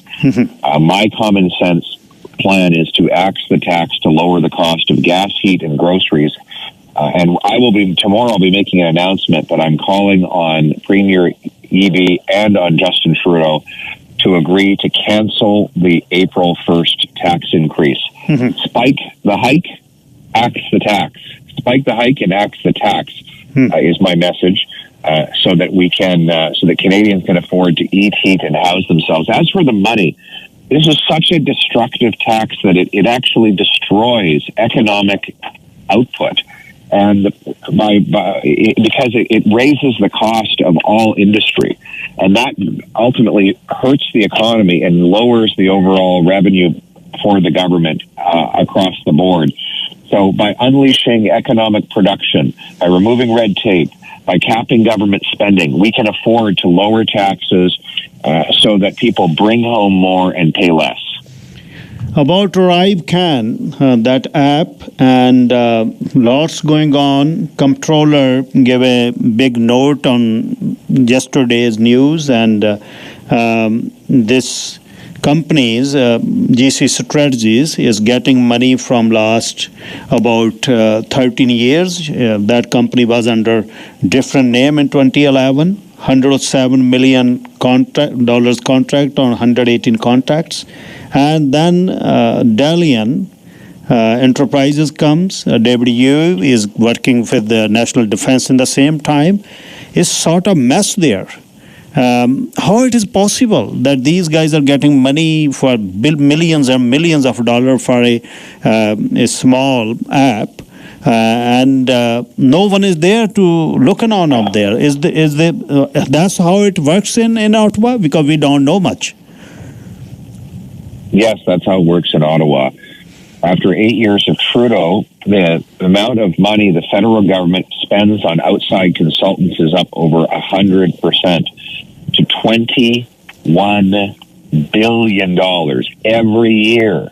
That works out to $1,400 for every family in Canada in federal taxes for consultants alone. Think about that. Your family is spending $1,400 on federal taxes, not for military or healthcare or roads, but for consultants. I'm going to be cutting back on the consultant budget and bringing the work in-house to more affordable public servants. These consultants charge $5,000-$6,000 a day per person. On Arrive Scam, here we have an app we didn't need. No one wanted it. Trudeau shoved it down our throats. He said it would cost 80 grand. Well, it cost 60 million and counting. We still don't know for sure the total cost because the Auditor General said she looked at it. She can't find the final cost because the records are so bad. This is a total scam. People should go to jail for this. And Justin Trudeau should take personal responsibility. It happened under his watch. And another, whenever I open lines for law and order situation in Canada, people calls in the extortion and the money and all these things are flowing, that dirty money is flowing and no one is taking care. Everything is thinking of lawlessness. And number two, now, first Bernardo, now Magnata. From they're both serial killers, moved to the normal minimum security prisons. Sort of they have their one bedroom sort of facility there, and they have shower, they have everything like different than the maximum security. But it's the basis of these people moving from maximum security to minimum security.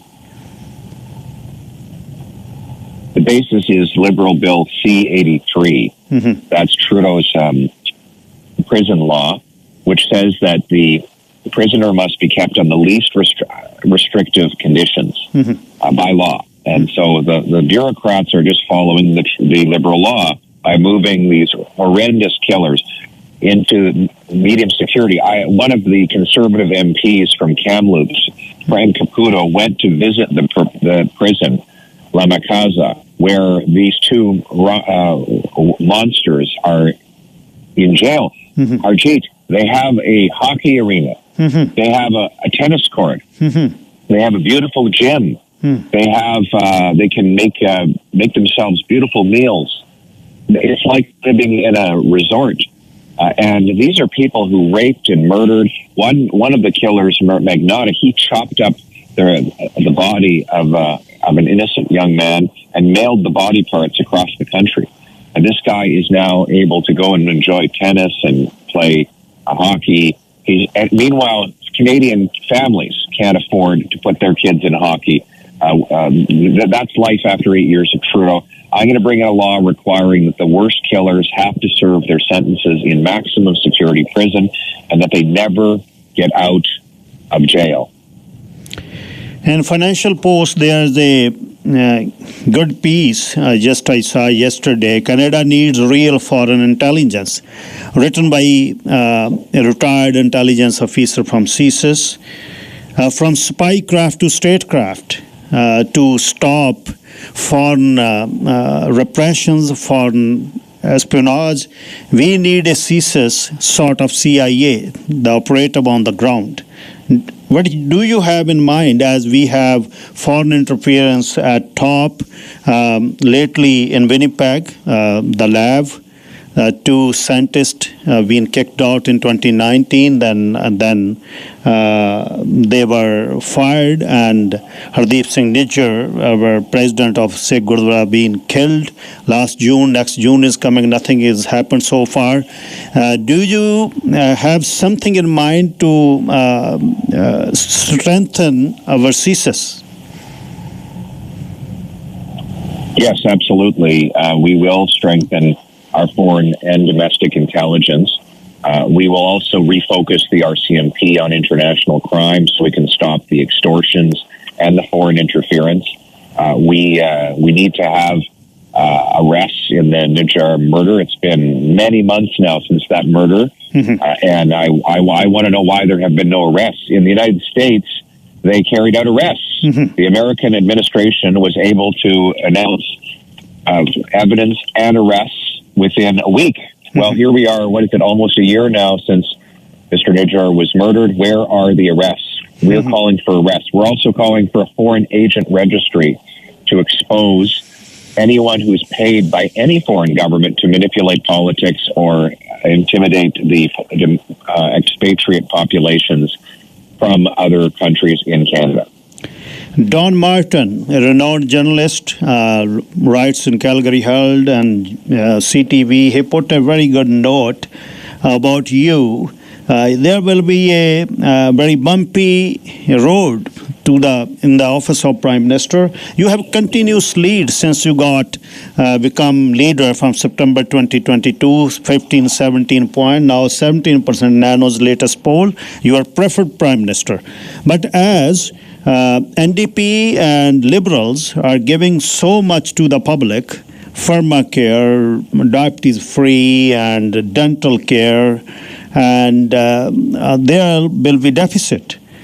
You have to, when you become Prime Minister in next election, as per it is in poll today, how you will cope with it? If you cut services, the community, the public will be not happy. If you give money like that, they are giving like this, then there will be deficit. That's what he wrote. Pierre Poilievre wrote to apparent victory will soon start to get rougher. What do you want to say on it? There's no question that the NDP and Justin Trudeau are going to attack me. It's going to be nasty. They're going to fight hard to stay in power. And because they can't defend their own record after 8 years of Trudeau and the NDP, everything costs more. Housing costs have doubled. Crime, chaos, drugs, and disorder are common in our streets. Work no longer pays. This is the misery and hell Trudeau and the NDP have brought on. None of the programs they've created have reversed that pain. My common sense plan is very clear. Axe the tax, build the homes, fix the budget, stop the crime, and get that message to Canadians, to common sense Canadians. I'm confident that they will make the right decision on Election Day. Does these poll numbers give you relief, or you're a bit relaxed, or you start working more? Of the 17-18% lead is a lot. No, Harjit, my own polls show me that I'm one vote behind. Okay. I'm one vote behind. And I need to go and win that extra vote every day. I can't take anything for granted. Nobody owes me anything. You have to earn it in Canada. So I was born to a 16-year-old mother who put me up for adoption to 2 school teachers, and they told me, Harjit, you have to earn it in Canada. There's no free rides. And that's how I view my political project. There's no four headlines. We have to recarve those lines again. And you have a one trip every month since you become leader, since September 2022. It's 18 months. You have 18 trip to the best. You are coming this side every month. What did you find out in last 18 months? That people can't pay their bills. They're afraid to go outside in their neighborhoods.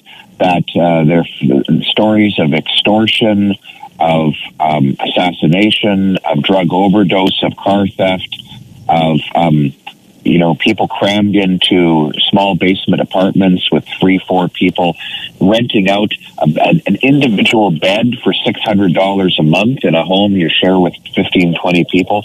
That I've learned that there's a defense lawyer in BC whose criminal clients have asked her to try and keep them in jail longer because they don't want to have to go and pay the rent. That's how miserable life is after 8 years of Trudeau. But I've also learned hope because Canada was not like this before Trudeau, and it won't be like this after he's gone.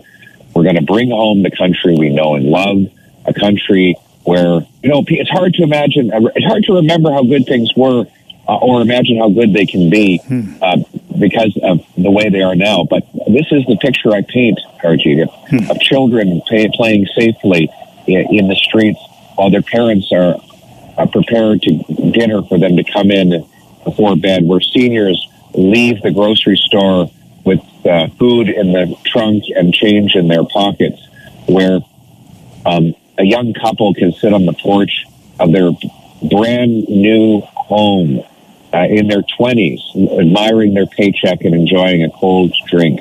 That's the beautiful future that we have. That's what we're going to bring home.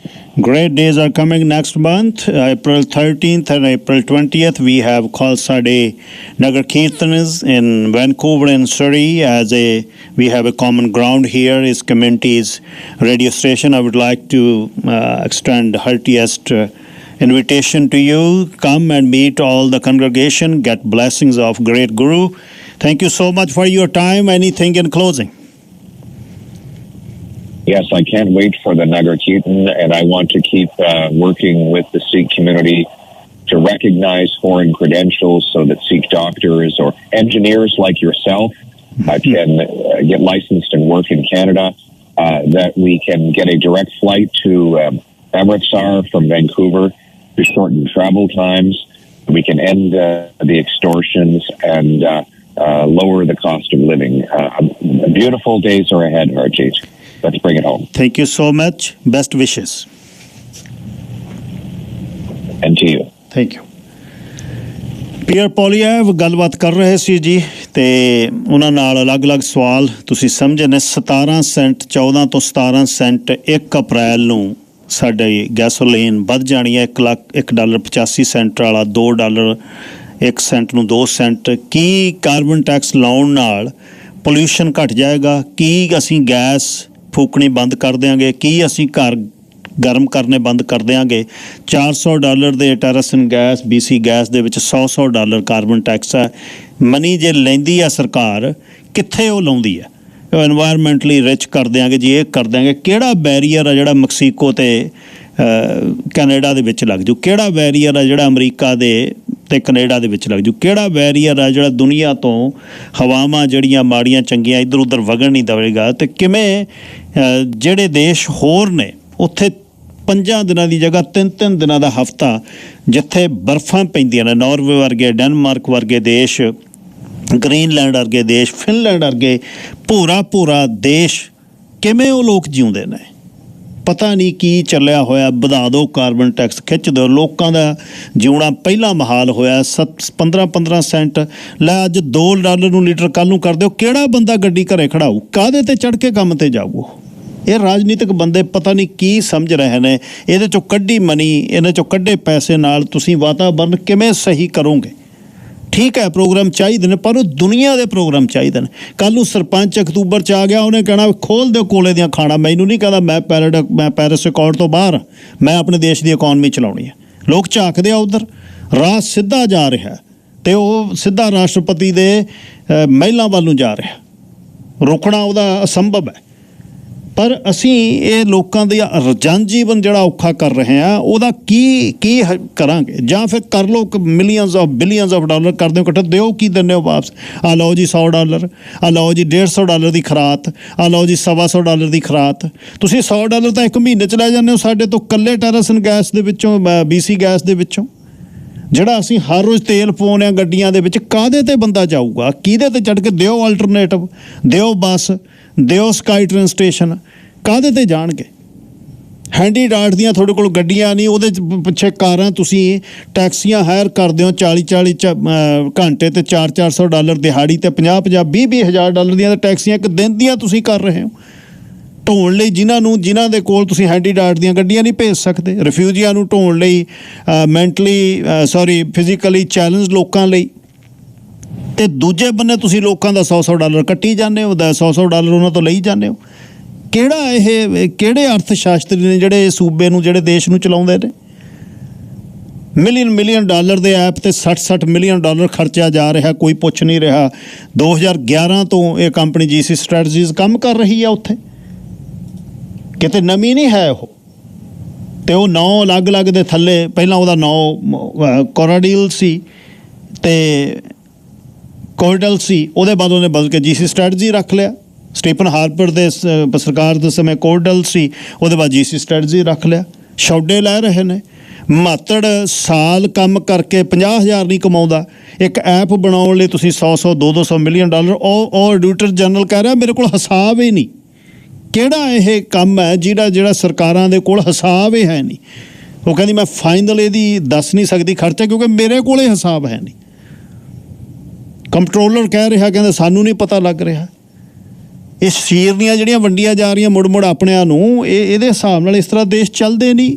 ਘਰ ਨਹੀਂ ਚੱਲਦਾ। ਜੇ ਕਮਾਉਣ ਵਾਲਾ 1 ਹੋ ਜਾਵੇ, ਖਰਚਣ ਵਾਲੇ 4 ਹੋ ਜਾਣ, ਕਿਵੇਂ ਘਰ ਚੱਲੂਗਾ? ਲਾਣੇਦਾਰ 4 ਹੋ ਜਾਣ, ਕਿਵੇਂ ਘਰ ਚੱਲੂਗਾ? ਗਲਿਚਸ ਹਰ ਸਰਕਾਰਾਂ 'ਚ ਹੁੰਦੀਆਂ ਨੇ, ਗਲਤੀਆਂ ਹੁੰਦੀਆਂ ਨੇ। ਪਰ ਜਦ ਤੁਸੀਂ ਔਖੇ ਸਮੇਂ 'ਚ ਹੀ ਲੰਘ ਰਹੇ ਹੋ, ਹੁਣ ਜਿਹੜਾ ਇੰਟਰਸਟ ਹੈ ਇੰਟਰਸਟ ਰੇਟ ਘਟਾਉਂਦੇ ਨੇ ਤਾਂ ਮਹਿੰਗਾਈ ਨਹੀਂ ਸੂਤ ਆਉਂਦੀ, ਘਰ ਮਹਿੰਗੇ ਹੁੰਦੇ ਨੇ। ਇੰਟਰਸਟ ਰੇਟ ਵਧਾਉਂਦੇ ਨੇ, ਲੋਕਾਂ ਤੇ ਮੌਰਗੇਜਾਂ ਨਹੀਂ ਦੇ ਹੋ ਰਹੀਆਂ। ਦੱਸ ਕਿੱਧਰ ਨੂੰ ਜਾਵੇਗਾ? ਨਾ ਗੱਭੇ ਫਸਾਤੀ ਬਾਂਹ ਝੰਗਾਂ ਦੇ ਵਿੱਚ, ਨਾ ਮੂਹਰ ਨੂੰ ਬਾਂਹ ਜਾਂਦੀ ਹੈ ਨਾ ਪਿੱਛੇ ਨੂੰ ਜਾਂਦੀ ਹੈ। 1-1, 2-2% ਸਮੇਂ ਨੇ ਜਿਹੜਾ ਉਹ ਅਲਾਉ ਕਰ ਦਿੱਤਾ ਵਰਲਡ ਦੀ ਜਿਹੜੀ ਆਪਣੇ ਜਿਹੜੀ ਆਰਥਿਕਤਾ ਦੀ। ਉਸ ਸਮੇਂ ਇੰਟਰਸਟ ਰੇਟ ਲੋ ਹੋ ਗਏ, ਇੰਟਰਸਟ ਰੇਟ ਰੋਜ਼ ਚੱਕਤੇ, ਲੋਕਾਂ ਨੇ ਪੈਸੇ ਚੱਕਤੇ ਜਦ ਸਸਤਾ ਮਿਲ ਗਿਆ। ਮਨੀ ਪ੍ਰਿੰਟ ਹੋਣ ਲੱਗ ਗਈ, ਟ੍ਰਿਲੀਅਨਸ ਆਫ ਡਾਲਰ ਪ੍ਰਿੰਟ ਹੋ ਗਏ ਅਤੇ ਉਹ ਚੀਜ਼ਾਂ ਵਿਕਣ ਵਾਲੀਆਂ 2 ਸੀ, ਖਰੀਦਣ ਵਾਲੇ 10 ਸੀ। ਮਹਿੰਗਾਈ ਵੱਧ ਗਈ, ਮਹਿੰਗਾਈ ਕੰਟਰੋਲ ਕਰ ਲਈ, ਇੰਟਰਸਟ ਰੇਟ ਵਧਾਤਾ, ਇੰਟਰਸਟ ਰੇਟ ਵਧਾਤਾ, ਲੋਕਾਂ ਦੀਆਂ ਮੌਰਗੇਜਾਂ ਵੱਧ ਗਈਆਂ, ਜੀਣਾ ਦੁੱਭਰ ਹੋ ਗਿਆ। ਹੁਣ 5% 'ਤੇ ਖੜਾ, ਜੇ ਉਹਨੂੰ 4.25 ਕਰਦੇ ਆ, ਮਹਿੰਗਾਈ ਵੱਧਦੀ ਆ, ਫਿਰ ਘਰ ਕਹਿੰਦੇ ਫਿਰ ਗਰਮ ਹੋ ਜਾਣੇ ਨੇ। ਜੇ ਉੱਥੇ ਰੱਖਦੇ ਲੋਕਾਂ 'ਤੇ ਮੌਰਗੇਜਾਂ ਹੀ ਦੇ ਹੁੰਦੀਆਂ। ਇੱਕ ਸ਼ਬਦ ਹੈ ਵੈਸਟਰਨ ਵਰਲਡ 'ਚ ਗੁੱਡ ਗਵਰਨੈਂਸ। ਗੁੱਡ ਗਵਰਨੈਂਸ ਦੇ ਆਲੇ ਦੁਆਲੇ ਹੀ ਘੁੰਮਦਾ ਸਾਰਾ ਕੁਛ। ਉਹਦੇ ਲਈ ਸੋਚਣ ਵਾਲੇ ਸਿਰ ਚਾਹੀਦੇ ਨੇ ਜਿਹੜੇ ਸੋਚ ਸਕਣ। ਆਟਾ ਦਾਲ ਸਕੀਮਾਂ ਨਾਲ ਦੇਸ਼ ਨਹੀਂ ਚੱਲਦੇ। 1997 ਦੇ ਵਿੱਚ ਕੁਛ 100 ਮੇਰਾ ਖਿਆਲ 11-12 ਕਰੋੜ ਸੀ ਪੰਜਾਬ ਦੇ ਸਿਰ ਕਰਜ਼ਾ। ਹੁਣ 3.5 ਲੱਖ ਕਰੋੜ ਹੈ। 3.5 ਲੱਖ ਕਰੋੜ। 60 ਤੋਂ 70 ਬਿਲੀਅਨ ਡਾਲਰ ਦਾ ਕਰਜ਼ਾ ਹੈ ਦੇਸ਼ ਦੇ ਥੱਲੇ, ਇਕੱਲੇ ਪੰਜਾਬ ਦੇ ਸਿਰ। ਗੁੱਡ ਗਵਰਨੈਂਸ ਦੀ ਗੱਲ ਇਸ ਤਰ੍ਹਾਂ ਹੁੰਦੀ ਹੈ। ਮਨਦੀਪ ਸਿੰਘ ਜੀ, ਤੁਸੀਂ ਏਅਰ 'ਤੇ ਹੋ। ਹਰਜੀਤ ਭਾਈ ਸਤਿ ਸ਼੍ਰੀ ਅਕਾਲ। ਸਤਿ ਸ਼੍ਰੀ ਅਕਾਲ ਜੀ। ਤੁਹਾਡਾ ਟਾਕ ਸ਼ੋ ਸੁਣਿਆ, ਕਾਸਟ ਦੇ ਬਾਰੇ ਤੇ ਟੈਕਸ ਬਾਰੇ ਗੱਲ ਹੋ ਰਹੀ ਆ ਜੀ। ਕੁਛ ਚੀਜ਼ਾਂ ਸ਼ੇਅਰ ਕਰਨੀਆਂ ਚਾਹੂੰਗਾ ਭਾਜੀ। ਇੱਕ ਇਕਨੋਮਿਸਟ, ਇੱਕ ਉਹਨਾਂ ਦਾ ਮੈਂ ਇੰਟਰਵਿਊ ਸੁਣਿਆ ਐਂਡ ਕਿੱਥੇ ਤੱਕ ਇਹ ਚੀਜ਼ ਸੱਚ ਹੈ ਕਿ ਨਹੀਂ ਪਤਾ ਨਹੀਂ। ਹੀ ਸੈਡ ਜਿਹੜਾ 2008 ਦੇ ਵਿੱਚ ਗ੍ਰੇਟ ਡਿਪਰੈਸ਼ਨ ਉਹ ਆਇਆ ਸੀਗਾ, ਕੀ ਕਹਿੰਦੇ ਇਨਫਲੇਸ਼ਨ ਆਇਆ ਸੀ, ਉਸ ਦੇ ਵਿੱਚ ਸਾਰੀਆਂ ਕੰਟਰੀਜ਼ ਨੇ ਸਫਰ ਕੀਤਾ ਸਿਵਾਏ 3 ਕੰਟਰੀਜ਼ ਤੋਂ। ਇੱਕ ਤਾਂ ਸੀਗਾ ਨਾਰਥਰਨ ਅਮਰੀਕਾ ਰੀਜਨ, ਦੂਸਰਾ ਸੀਗਾ that's why UK the economy ਪਹਿਲੇ ਦਿਨ ਤੋਂ ਬੜੀ ਸਟਰੋਂਗ ਰਹੀ ਹੈ, ਦੈਟਸ ਵਾਈ। ਜਿਹੜਾ ਨਾਰਥਰਨ ਅਮਰੀਕਾ ਆ, ਹੀ ਸੈਡ ਉਹਨਾਂ ਦੇ ਕੋਲ ਆਪਣੀ ਜਿਹੜੀ ਮਸ਼ੀਨ ਪੈਸੇ ਛਾਪਣ ਵਾਲੀ, ਉਹ ਕਹਿੰਦੇ ਉਹਨਾਂ ਨੇ ਰੇਜ਼ ਨਹੀਂ ਕੀਤਾ ਨੈਸ਼ਨਲ ਫੰਡ, ਉਹਨਾਂ ਨੇ ਕਰੰਸੀ ਪ੍ਰਿੰਟ ਕੀਤੀ ਹੈ। ਕਰੰਸੀ ਪ੍ਰਿੰਟ ਕਰਕੇ ਆਪਣੇ ਲੋਨਸ ਪ੍ਰੋਵਾਈਡ ਕੀਤੇ ਆਪਣੇ ਸਿਟੀਜ਼ਨਸ। ਔਰ ਉਹ ਜਿਹੜੀ ਉਹ GDP ਤੇ ਸੋਸ਼ਲ ਇਫੈਕਟ ਪਾਉਂਦੀ ਹੈ। ਹੀ ਸੈਡ ਕਿ ਇਹ ਇੱਕ ਟਾਈਮਿੰਗ ਬੰਬ ਦੀ ਤਰ੍ਹਾਂ ਇਹ ਚੀਜ਼ ਹੈ, ਇਹ ਹੱਲੇ ਨਹੀਂ ਰਿਅਲਾਈਜ਼ ਹੋ ਰਿਹਾ, ਇਹ ਹੌਲੀ ਹੌਲੀ ਰਿਅਲਾਈਜ਼ ਹੋ ਤੇ ਇੱਕ ਟਾਈਮ ਤੇ ਆ ਕੇ ਪੂਰਾ ਫਟੂਗਾ। ਠੀਕ ਹੈ, ਪਹਿਲੀ ਗੱਲ ਇਹ। ਦੂਸਰੀ ਗੱਲ ਇਹ ਭਾਜੀ, ਮੈਂ ਬੈਂਕ 'ਚ ਕੰਮ ਕਰਦਾ ਹਾਂ। ਅੱਛਾ ਜੀ। ਮੇਰੀ ਲਾ ਲਓ ਕਿ ਜੇਕਰ 40 ਘੰਟੇ ਵੀ ਲੱਗ ਗਏ ਤੇ ਮੇਰੀ 3000 ਦੇ ਆਸ-ਪਾਸ ਮੰਥਲੀ ਆਉਂਦੀ ਆ ਸਿਰਫ ਬੈਂਕ ਤੋਂ। ਮੈਂ 3 ਜੌਬਸ ਕਰਦਾ ਹਾਂ। ਵਾਹ। ਤੇ ਬੈਂਕ ਤੋਂ ਮੈਨੂੰ 3000 ਆਉਂਦੀ ਆ ਭਾਜੀ। ਕਾਲਜਾ ਮੱਚਦਾ ਜਦੋਂ ਉੱਥੇ ਆ ਕੇ ਨਾ ਲੋਕੀ ਕੀ ਕਹਿੰਦੇ ਇੰਪਲੋਇਮੈਂਟ ਅਸਿਸਟੈਂਸ ਤੇ ਜਾਂ ਹੋਰ ਕੋਈ ਏਦਾਂ ਦੇ ਫੈਡਰਲ ਚੈਕਸ ਲਗਾਉਂਦੇ ਆ, 1500 ਬਾਈ ਵੀਕਲੀ ਚੱਕਦੇ ਆ। ਸਾਡੀ ਟੋਟਲ ਇਨਕਮ ਉਨੀ ਹੈ ਜਿੰਨੀ ਉਹਨਾਂ ਦੀ ਨਾਨ ਟੈਕਸੇਬਲ ਫ੍ਰੀ ਦੀ ਇਨਕਮ ਆ ਰਹੀ ਹੈ। ਤੇ ਉਹ ਸਾਰੇ ਨਹੀਂ ਕੈਸ਼ ਲੈ ਕੇ ਜਾਂਦੇ ਆ ਜੀ ਸਾਰਾ। ਉਹ ਕਈਆਂ ਦੇ ਕੋਲ ਅਕਾਊਂਟ ਹੈਗੇ, ਜਿਹਨਾਂ ਕੋਲ ਨਹੀਂ ਹੈਗੇ ਉਹ ਕੈਸ਼ ਕਰਵਾ ਲੈਂਦੇ, ਉਹ ਚੈੱਕ ਕੈਸ਼ ਕਰ ਸਕਦੇ ਆ ਆਪਾਂ। ਵਾਹ। ਠੀਕ ਹੈ ਜੀ, ਪਹਿਲੀ ਗੱਲ ਇਹ ਰਹਿ ਗਈ। ਇੱਕ ਬੰਦੇ ਦਾ 1500 ਜੀ, ਬਾਈ ਵੀਕਲੀ 1500 ਇੱਕ ਬੰਦੇ ਦਾ। ਵਾਹ। ਠੀਕ ਹੈ ਜੀ। ਇੱਕ ਜਿਹੜੀ ਚੀਜ਼ ਸਭ ਤੋਂ ਇੰਪੋਰਟੈਂਟ ਆਪਾਂ ਜੀ, ਜਿੰਨਾ ਚਿਰ ਕੈਨੇਡਾ ਦੇ ਵਿੱਚ ਤੁਹਾਨੂੰ ਤੁਸੀਂ ਖੈਰਾਤ ਵੰਡਣੀ ਬੰਦ ਨਹੀਂ ਨਾ ਕਰੋਗੇ, ਕੁਛ ਨਹੀਂ ਹੋ ਸਕਦਾ। ਤੁਸੀਂ ਤੁਹਾਡੇ ਕੋਲ ਰੈਫਿਊਜੀਸ ਆਉਂਦੇ ਆ, ਠੀਕ ਆ, ਹਾਂਜੀ, ਉਹਨਾਂ ਨੂੰ ਦੇਣੀ ਪੈਂਦੀ ਪਨਾਹ, ਨੋ ਵਰੀਜ਼, ਬਟ ਉਹਨਾਂ ਨੂੰ ਫ੍ਰੀ ਫੂਡ, ਕੀ ਕਹਿੰਦੇ ਫ੍ਰੀ ਅਕੋਮੋਡੇਸ਼ਨ, ਕਾਰ ਐਕਸਪੈਂਸ, ਗੈਸ ਐਕਸਪੈਂਸ ਤੇ penny exchange for their everyday like ledger, ਉਹ ਉਹਨਾਂ ਨੂੰ ਦਿੱਤਾ ਜਾਂਦਾ ਹੈ। ਉਹ ਕਿਹਦੀ ਪਾਕਟ 'ਚ ਜਾਂਦਾ? ਸਾਡੀ ਟੈਕਸ ਪੇਅਰਸ ਦੀ ਪਾਕਟ 'ਚ, ਰਾਈਟ। ਤੇ ਜਦ ਤੱਕ ਇਹ ਫੈਸਿਲਿਟੀਜ਼ ਬੰਦ ਨਹੀਂ ਹੁੰਦੀ ਤਦ ਤੱਕ ਕੈਨੇਡਾ ਦਾ ਕੁਝ ਨਹੀਂ ਹੋ ਸਕਦਾ ਭਾਜੀ। ਥੈਂਕ ਯੂ ਵੀਰ ਜੀ। ਹਾਂਜੀ, ਅਸੀਂ ਆਟਾ ਦਾਲ ਸਕੀਮ ਦੇਖੀ ਹੋਈ ਹੈ ਨਾ ਜੀ। 3.5 ਲੱਖ ਕਰੋੜ ਦਾ ਪੰਜਾਬ 'ਚ ਕਰਜ਼ਾ ਇੱਥੋਂ ਹੀ ਭਾਜੀ। ਬਿਲਕੁਲ ਦੇਖ ਲਿਆ। ਹੁਣ ਜਿੰਨਾ ਤੁਸੀਂ ਰਾਮ ਮੰਦਿਰ, ਠੀਕ ਹੈ, ਵਧੀਆ ਗੱਲ ਬਣੀ, ਬਟ ਇੰਨਾ ਜ਼ਿਆਦਾ ਉੱਤੇ ਐਕਸਪੈਂਸ ਹੋਇਆ, ਉਹ ਕਲੈਕਟ ਹੋਇਆ ਪਰਸਨਲ ਡੋਨਰਸ ਤੋਂ, ਉਹ ਉਹਨਾਂ ਦੀ ਗਵਰਨਮੈਂਟ ਇਨਕਮ ਨਹੀਂ ਸੀ। ਯੈਸ। ਇਹੋ ਜਿਹਾ ਕੁਝ ਕੈਨੇਡਾ 'ਚ ਕਰ ਰਹੇ। 30 ਬਿਲੀਅਨ ਭਾਜੀ ਰੋਡਸ ਤੇ ਲਗਾ ਰਹੇ, ਜਦਕਿ ਇੱਕ ਆਮ ਇਨਸਾਨ ਦੇ ਕੋਲ ਗੱਡੀ ਚਲਾਉਣ ਦੇ ਲਈ ਫਿਊਲ ਦਾ ਐਕਸਪੈਂਸ ਨਹੀਂ ਹੈਗਾ ਤੇ ਖਾਣ ਨੂੰ ਪੈਸੇ ਪੂਰੇ ਨਹੀਂ ਹੈਗੇ, ਰੈਂਟ ਨਹੀਂ ਅਫੋਰਡ ਹੋ ਪਾ ਰਿਹਾ। ਜੀ ਬਹੁਤ ਮੰਦਾ ਹਾਲ ਹੋਇਆ। ਇਸ ਤਰ੍ਹਾਂ ਹੈ ਨਹੀਂ। Thank you Mandeep, thank you. ਇਸ ਤਰ੍ਹਾਂ ਦਾ ਕੈਨੇਡਾ ਨਹੀਂ ਸੀ। ਆਪਾਂ ਸਾਰੇ ਆਏ ਆ 20-25 ਸਾਲ, ਇੱਕੋ ਹੀ ਬੰਦਾ ਕਹਿੰਦਾ ਹਰੇਕ ਗੱਲ। ਹੁਣ ਆ ਜਿਹੜੀ ਗੱਲ ਉਹ ਕਹਿ ਗਏ ਨੇ ਬੈਂਕ ਦੇ ਵਿੱਚ ਕੰਮ ਕਰਦੇ, ਥੱਬਾ ਤੁਸੀਂ ਨੋਟਾਂ ਦਾ ਲਾਈਨ 'ਚ ਲੱਗੇ ਦੇਖਿਓ ਤਾਂ ਸਹੀ। $1500 ਕੈਸ਼ ਜਦ ਤੁਸੀਂ ਜੇਬ 'ਚ ਪਾਉਣਾ ਹੈ ਤੇ 1500 ਦੂਜੇ 15 ਦਿਨਾਂ ਬਾਅਦ ਆ ਜਾਣਾ। ਉਹਦੇ ਬਾਅਦ ਤੁਹਾਨੂੰ ਹੋਰ ਸਹੂਲਤਾਂ ਨੇ, ਰਹਿਣ ਨੂੰ, ਖਾਣ ਨੂੰ, ਗੱਡੀ, ਜਿਹੜੀਆਂ ਹੁਣ ਕਾਰਾਂ ਨੇ, ਟੈਕਸੀਆਂ ਨੇ, ਹੈਂਡੀ ਡਾਟ ਪ੍ਰੋਵਾਈਡ ਕਰਦੀ ਆ, ਉਹ ਕਿਹਦੇ ਲਈ ਤੁਰੀਆਂ ਫਿਰਦੀਆਂ ਨੇ? 30-30 40-40 ਗੱਡੀਆਂ ਇੱਕ ਸ਼ਹਿਰ ਦੇ ਵਿੱਚ ਨੇ, ਇਕੱਲੇ ਸਰੀ 'ਚ, ਜਿਹਦਾ 300 400 ਡਾਲਰ ਦਿਹਾੜੀ ਦਾ ਇੱਕ ਗੱਡੀ ਨੂੰ ਦਿੰਦੇ ਨੇ। ਉਹ ਕਿੰਨੇ ਕੁ ਟ੍ਰਿਪ ਲਾਉਣੇ ਨੇ, ਉਹ ਕਿੰਨੇ ਹੀ ਜਗ੍ਹਾ ਜਾਣਾ, ਇਹ ਤਾਂ ਗੱਲ ਅਲੱਗ ਹੈ। ਸੋ ਸਹੂਲਤਾਂ ਚਾਹੀਦੀਆਂ ਨੇ, ਦੋ ਜਿਹੜੇ ਉੱਜੜ ਕੇ ਆਉਂਦੇ ਨੇ ਲੋਕ, ਉਹਨਾਂ ਨੂੰ ਸਾਂਭੋ, ਪਰ ਉਹ ਕੰਮ ਕਰਨ ਉਹ ਆ ਕੇ ਕਿਉਂ ਨਹੀਂ ਕਰ ਸਕਦੇ? ਜਦ ਅਸੀਂ ਕਰਦੇ ਹਾਂ ਉਹ ਵੀ ਕਰ ਸਕਦੇ। ਸਾਡੇ ਵਰਗੇ ਸਰੀਰ ਨੇ ਉਹ। ਰਹੀ ਭਾਸ਼ਾ ਦੀ ਗੱਲ, ਕਿਹਨੂੰ ਭਾਸ਼ਾ ਆਉਂਦੀ ਹੈ? ਇੱਥੇ ਜ਼ੀਰੋ ਤੋਂ ਸਟਾਰਟ ਕਰਦੇ ਆ, ਸਾਰੇ ਆ ਕੇ ਸਿੱਖ ਲੈਂਦੇ ਆ। ਸੋ ਇਹ ਇੱਕ ਹਰ ਇੱਕ ਦੇ ਦਿਮਾਗ ਦੇ ਵਿੱਚ ਇਹ ਗੱਲ ਚੱਲ ਰਹੀ ਹੈ। ਜਾਂਦੇ ਜਾਂਦੇ ਗਗਨਦੀਪ ਸਿੰਘ ਹੋਣੀ। ਹਾਂਜੀ 30 ਸੈਕਿੰਡ ਨੇ ਜੀ, ਸਮਾਂ ਤਾਂ ਮੁੱਕ ਗਿਆ। ਗਗਨਦੀਪ ਸਿੰਘ ਸਤਿ ਸ਼੍ਰੀ ਅਕਾਲ। ਭਾਜੀ ਸਤਿ ਸ਼੍ਰੀ ਅਕਾਲ ਜੀ, ਥੈਂਕਸ ਤੁਹਾਡਾ, ਤੁਸੀਂ ਕਾਲ ਲਈ ਮੇਰੀ। ਮੈਂ ਕਹਿੰਦਾ ਜਿਹੜੇ 7 ਮਿਲੀਅਨ ਕਹਿੰਦੇ ਐਪ ਤੇ ਦਿੱਤਾ ਵਾ, ਇਹਨਾਂ ਨੇ ਕੈਸ਼ ਪੇਮੈਂਟ ਥੋੜੀ ਫੜਾਈ ਹੋਏਗੀ, ਕਿਸੇ ਨਾ ਕਿਸੇ ਟ੍ਰਾਂਜੈਕਸ਼ਨ ਕੀਤੀ ਹੋਏਗੀ। ਇਹ ਤੇ ਬਿਲਕੁਲ ਹਨੇਰ ਕਰਦੀ ਹੈ। ਸਾਡੇ ਕੋਲ ਕੋਈ ਰੈਕੋਰਡ ਹੀ ਨਹੀਂ ਹੈਗਾ ਕਿੰਨੇ ਪੈਸੇ ਦਿੱਤੇ ਉਹਨੂੰ। ਹਾਂ, ਮਤਲਬ ਇਹ ਆਡੀਟਰ ਜਨਰਲ ਨੇ, ਕੰਪਟਰੋਲਰ ਨੇ ਵੀ ਇਹੀ ਕਿਹਾ ਬਈ ਇਹ ਕੋਈ ਨਾ ਕੋਈ ਤਾਂ ਟ੍ਰਾਂਜੈਕਸ਼ਨ ਰੈਕੋਰਡ ਹੋਏਗਾ ਹੀ ਨਾ, ਕੋਈ ਚੈੱਕ ਲੱਭਣਗੇ ਜੀ, ਲੱਭਣਗੇ। ਹਾਂ, ਕਿੰਨੀ ਹਨੇਰ ਕਰਦੀ ਹੈ ਦੇਖ ਲਓ। ਨਿਆਣੇ ਵਾਲੀ ਗੱਲ, ਸਾਡੇ ਕੋਲ ਕੋਈ ਹੈ ਹੀ ਨਹੀਂ ਕੋਈ ਰਿਕਾਰਡ। ਥੈਂਕ ਯੂ ਜੀ। ਜੀਸੀ ਸਟ੍ਰੈਟਜੀ ਨੂੰ ਕੱਲੀ ਨੂੰ 19 ਮਿਲੀਅਨ ਗਿਆ ਜੀ।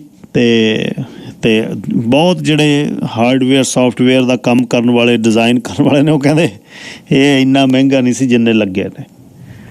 ਕੱਲ੍ਹ ਨੂੰ ਮੁੜਦੇ ਆ ਜੀ। ਮੇਰਾ ਪਿੰਡ ਮੇਰੇ ਖੇਤ 'ਚ ਗੱਲਬਾਤ ਚੱਲੇਗੀ। ਰੱਬ ਰਾਖਾ।